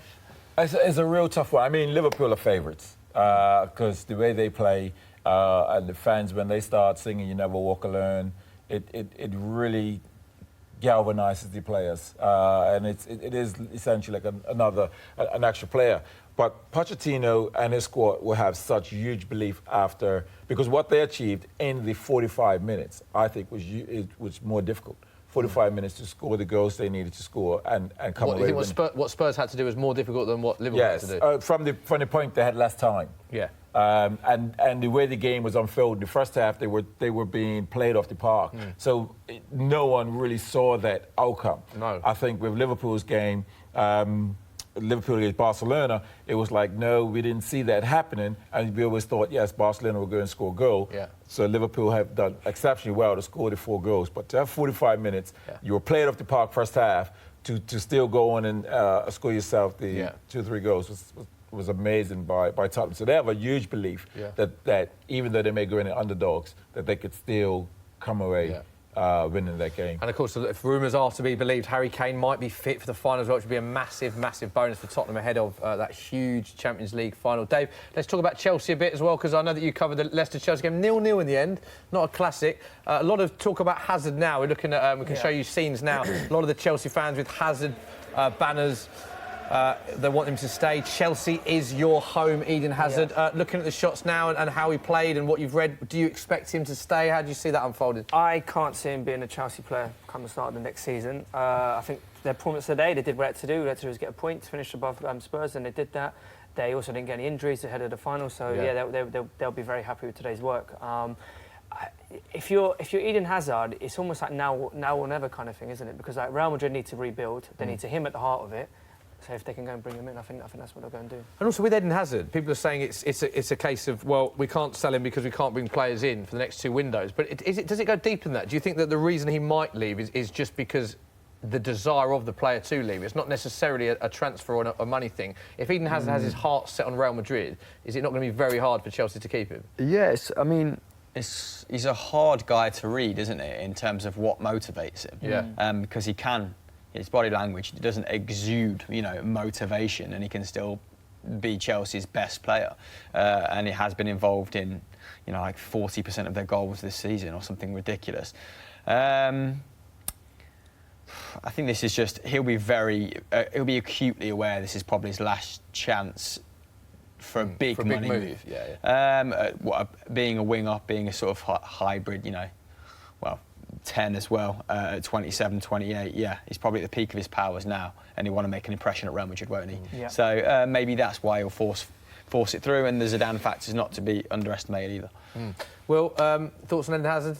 I think he'll be gone. You can just see in his post-match interviews as well, just the cheeky nature, the couple of winks to the camera. I mean, that was that video that went viral in the week. The car. In the car. You can just tell by... I mean, he's trying to be professional, but, I mean, the winks suggest otherwise, don't they? I think he'll be on his way.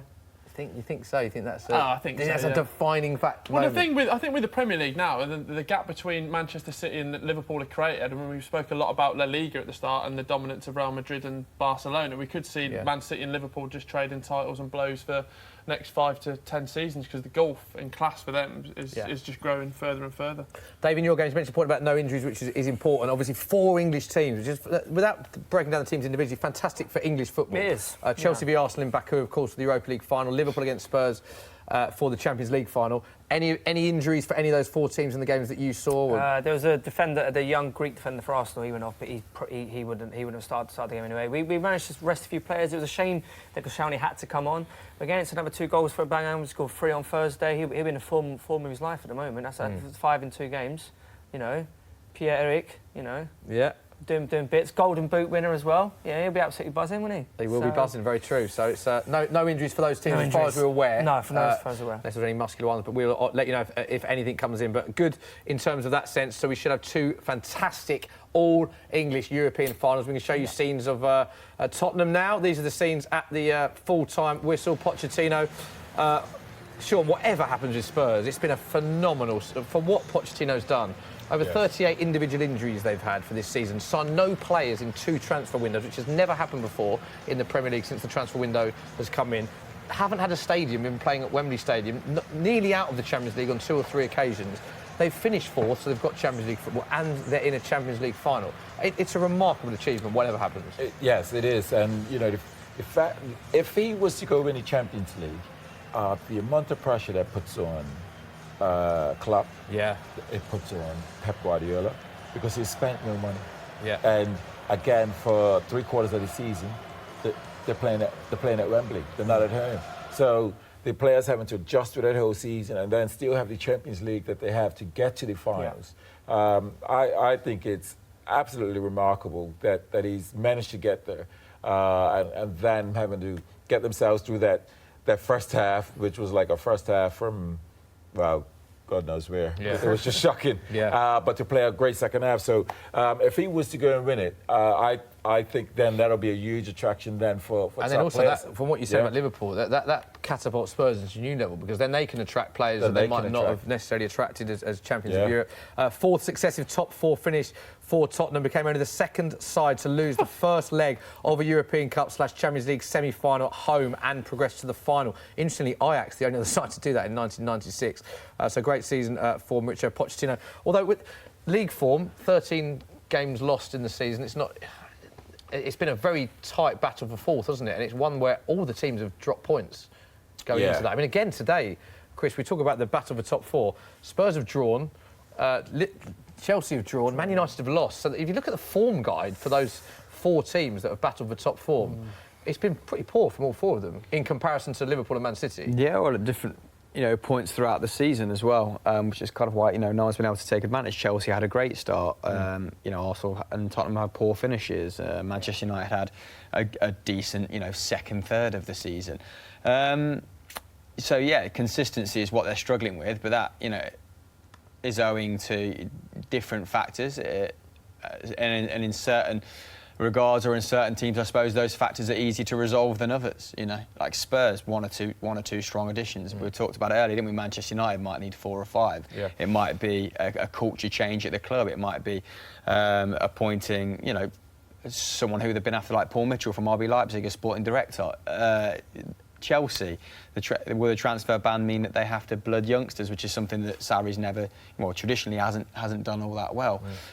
Even at Napoli, he kept a very sort of rigid 11. So there's a really interesting complexity for next season. I do think that the Spurs and Arsenal's problems are probably easier to solve than United's and Chelsea's, although Chelsea have a better manager than United. So there's caveats with it all. But yeah, it's. I don't think even the table now is a strong indication of who will finish 3rd and 4th next year. We've got some shots as well from Leicester as well. We spoke about that. Finished 0-0. A good end to the season for Leicester. Brendan Rodgers coming in. Of course, worth pointing out as well, it's been a horrific, devastating season with all the scenes that happened with the tragic helicopter crash and all the thoughts with the family and everyone concerned with Leicester, from everyone, Soccer and Football Daily. And it's worth putting into perspective that we talk about how well Leicester have done, Dave, on the football pitch, but what they've had to deal with and overcome. I mean, such a tragic incident, and it's nice to see that these scenes. I was at Leicester a few weeks ago, and you can see that there's still flowers there, there's still memory. It's just nice that this will never be forgotten, but it was such a tragic moment for football this season. No, I agree, and they've done well to kind of put them things to a side to an extent and be able to perform on the football pitch, to be fair. And as you say, they'll never be forgotten, kind of what happened, and they're just trying to do as best they can to move forward, I guess. The best possible scenarios come out of it wherein it's almost tightened the bond between Vishaya's son and the community, because they create a lot of jobs in the community. Leicester's not necessarily a place where there's a plethora of opportunity when it comes to football, when it comes to media. They've opened a new stats department, they're building a new training facility, so it's strengthened the bond. Obviously, it's tragic that it has to be under such circumstances, but everyone's doing the best they possibly can. And Leicester from there, Chris, better than any of us here, and like you touched upon there, it wasn't just what they did on the football pitch, invested an incredible amount of money in the football, but with the community as well. They were loved, not just by Leicester City fans, but the community of Leicester itself. Yeah, so like I said, and it's because they were creating a lot of opportunity, and they were kind of doing so. Like, it's very rare that you get owners who come in. I suppose obviously winning the league helps. Being part of that underdog story has made the town and the owners very simpatico. But it's very rare that you have owners that are putting the money in to create good, solid infrastructure, as opposed to getting something out of it for themselves as well. So I think their intentions are really good, and people in Leicester recognise that. And long may that relationship continue. Yeah, well said. So just touching upon what has been an amazing season, obviously the big story is we're looking at shots off screen as well of Man City fans in the sunshine, basking in the glory of the Premier League title. It's just emphasised, we'll talk about the players in a bit, but Pep Guardiola, in his 10 seasons as a manager, has won 906 points out of a possible 1,104. Has won 8 league titles in 3 countries, 3 with Barcelona, 3 with Bayern Munich, 2 in Man City. Today was only the second time in his 8 title wins that it has been decided on the final day. The other one was Barcelona in 2009, 2010, where they famously picked Real Madrid. Now won 22 major trophies in an 11-year managerial career. simply phenomenal, Sean. Simply phenomenal. And, you know, the fans, City fans, they really deserve this moment in terms of retaining the title, the beautiful style of football that is played. You know, all the higher-ups, you know, to go and get Pep Guardiola to Man City, to have the vision, to bring him here, to change the style of football, that all can really be envy. And in fact, I was in a meeting and listening to Farhan talk about the attraction that the City are trying to have, and they said, you know, it's a beautiful game, and the way the game is being played is one. The other thing is City fans having support around in the many different clubs. But he spoke highly about the brand of football, and he compared, he said, with Man United. With all the success they had, they can't speak of the brand of football. So I think they really, that's a huge part in City in the future, and where they want to go is key to it, the brand of football and who they want to attract in terms of the players. And they got the right men there, and you know, the players that he's recruited, you can't argue against. You can't say, well, he's needed more time. The players have all delivered. They haven't taken a huge amount of time to settling in.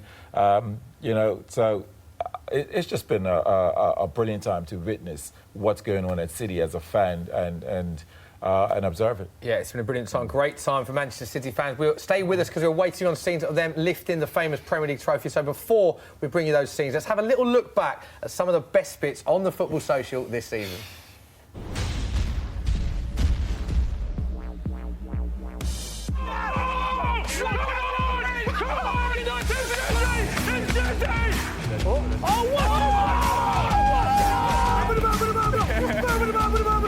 Jose Mourinho, thoughts? I think this is a second half football club. They are fantastic. Paul Pogba very happy in the audience. Sean Gotter, you're very quiet. Sergio! He's only won the treble. It's Andy Cole is on the show. Luis Garcia. Joining me, a Premier League legend. Clinton, what time's he arriving? What time? I don't know. Oh no, he got me. It's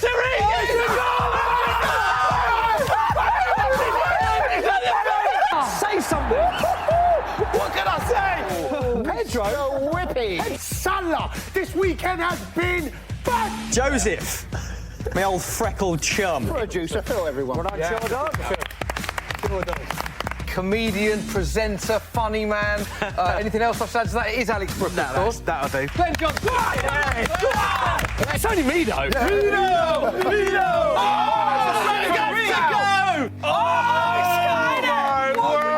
What's the score? Yes! Football Daily almost coming across professional here, Dave. He's talking nonsense. Luckily, the camera can't quite pick that up. Thank you very much, Chemistry. Come on, man. Don't worry, man. And then no, don't do that. Oh my gosh, what a goal! Oh! So if I did that, What are you going to do? whoa! You'd be like, I can't breathe! Oh, no football gods! No football gods!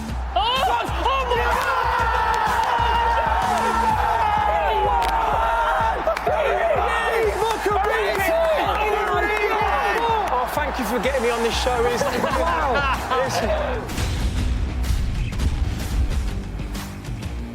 So there we go, some unbelievable moments.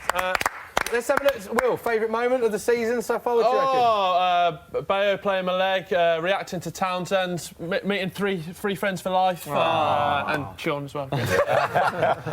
Just fantastic. Dave, quickly, best moment, do you think? I think the Arsenal-Liverpool game, Yeah. where we got a last-minute equaliser with Lacazette, and that was a beautiful moment. I thought you were going to say the Townsend goal because we were watching two games and you were the one that Yeah, spotted that, and it was. Bam. It was your face just was like we've missed something big here. Yeah, it was a massive goal. Is it actual goal of the season? It hasn't been decided yet, has it? That will be like the coming. I think that's definitely going to be up there. Yeah, up there, won't it? Yeah. Sean, obviously you featured in that. Many great moments. You enjoyed being part of the show. Oh yes, love it. We're looking to get you back on again. Would you? Yeah, definitely. Sure. Go on. My best moment certainly will be in about 30 seconds' time. And Vincent Kompany's goal. Hamill, best moment for you of the season. What do you reckon? Oh, mate, been that been part of that many shows. They've kind of just melded into one. But I'm very proud of the way we've gone from, Joe being on one sofa and, the rest of you being on the other in the opening episode to where we are now. Yeah, that's a good point. Fantastic. Looking slick, everyone behind the scenes making it tick. So, nice. It's hard to pick a best moment. I think that just the plethora of guests that we've managed to attract and bring on and what the show's become has been great. Some great stories, and none bigger than this one that we're going to show you right now. Because there is the man, Sean. You said that this is going to be a highlight of being on the Football Social, the highlight of Man City. Quickly, does this eclipse last season? People said that last season's Premier League title couldn't be eclipsed because of the points. Man City had record points. But does this one eclipse it based on the fact that the challenge they had from Liverpool was so strong? Yes, and that's exactly why. He would know deep down that this was more difficult of a season. Even as exceptional as the team was last season, this is a huge, huge achievement to retain it. But with Liverpool pushing City right to the end, this is a huge achievement by City, and for me, greater than last season. To have that consistency. Yes, listen, hold. Greater than last season for you. It's Pep. There we go. It's Pep. There you go. In Pep we trust. In Pep we trust. Wow, here we go. Every single member of his coaching staff. Right, yeah. You're right, saying it's a big coaching staff, isn't it? Well, yeah, it is. You'd be all hugged out by that time, high-fived out, eh? But hey, when City come, we come with 100 strong. Yeah. And here we go. Yes, Walker. There they go, and they've all got Champions 19 written on the back. There we go. Live scenes we're giving you right now from the Amex Stadium. Pep Guardiola about to get his hands on that famous Premier League trophy, retaining the Premier League trophy, which doesn't happen very often. Man City have done it. It's a good contrast that screens that we've got at the moment. Jurgen Klopp scratching his beard and Pep celebrating in the sun in Brighton. Yeah. I can't believe I ain't got my scarf behind here. What happened, guys? You got my scarf? Where's it? If anyone's got Sean's scarf behind the camera. Champions. Chris, there's so many players that we're looking at now that have had fantastic seasons. If you had to pick one City player as a sort of standout season, who'd you go for? I mean, we kind of alluded to this earlier, didn't we, with the fact that Liverpool have won so many individual awards, that it has been a collective effort at Manchester City. When at various points throughout the season, they dealt with De Bruyne injuries, they dealt with Fernandinho injuries, who were like vital cogs. They were the engine room in that kind of machine of dominance, weren't they? Laporte's made a big difference. Obviously, this is his first full season. He came in January last year, didn't he? He's kind of centre-backs have been rotated around him, but. Sergio Aguero potentially just for the unbelievable consistency. Raheem Sterling. What's that, 5 or 6 seasons with 20-plus goals? Raheem Sterling as well. Whether it's him or Van Dijk, wasn't it, for PFA players? Yeah.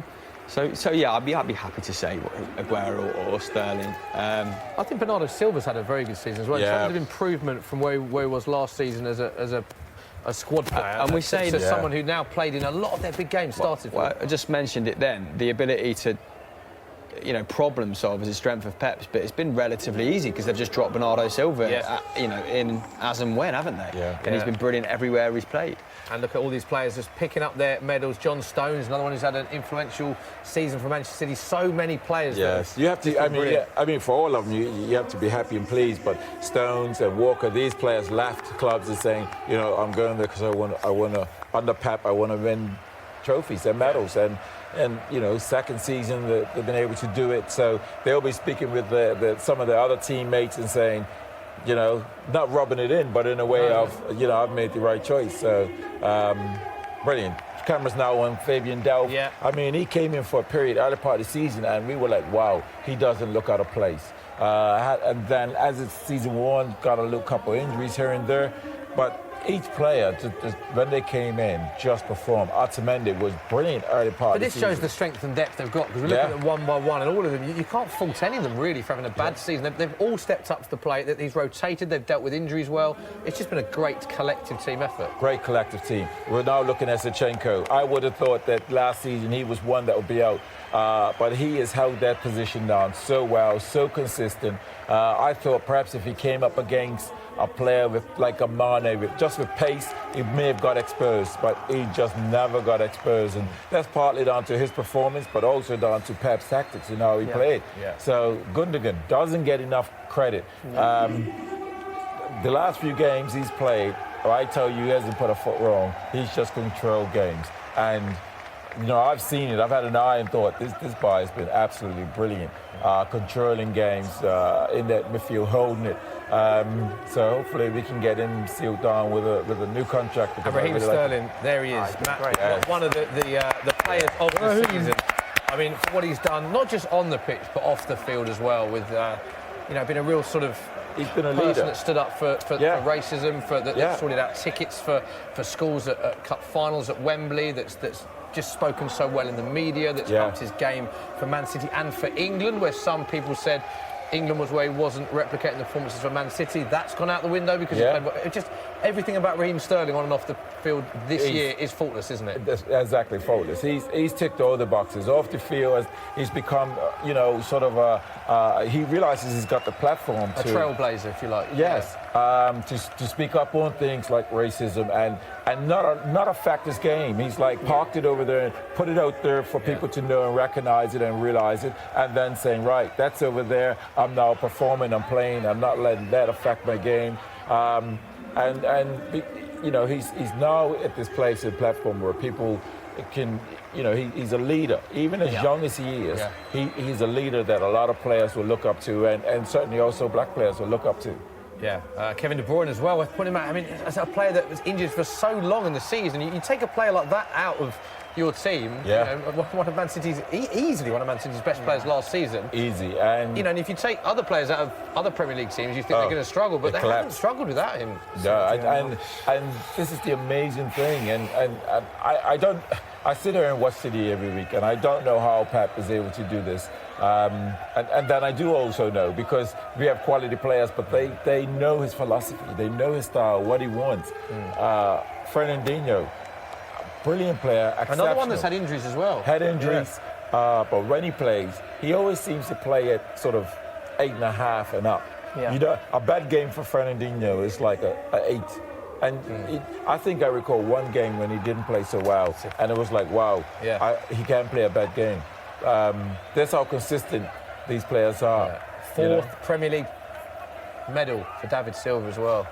I mean, Man City legend, isn't he? Listen, they're going to have to acquire a lot of land around the stadium, because it's going to need a lot of statues. Yeah, and what about this man? I mean, what an important goal that turned out to be. And look what it means to Vincent Kompany. Yes, go on. You actually get goosebumps when you watching Vincent Kompany. Yeah. Just a legend going. He's class as well. And again, someone you talk about on and off the pitch, leader, legend, just everything about the guy. Yes, leader. And Sean Goater, talk us through these scenes, Man City legend, one to another.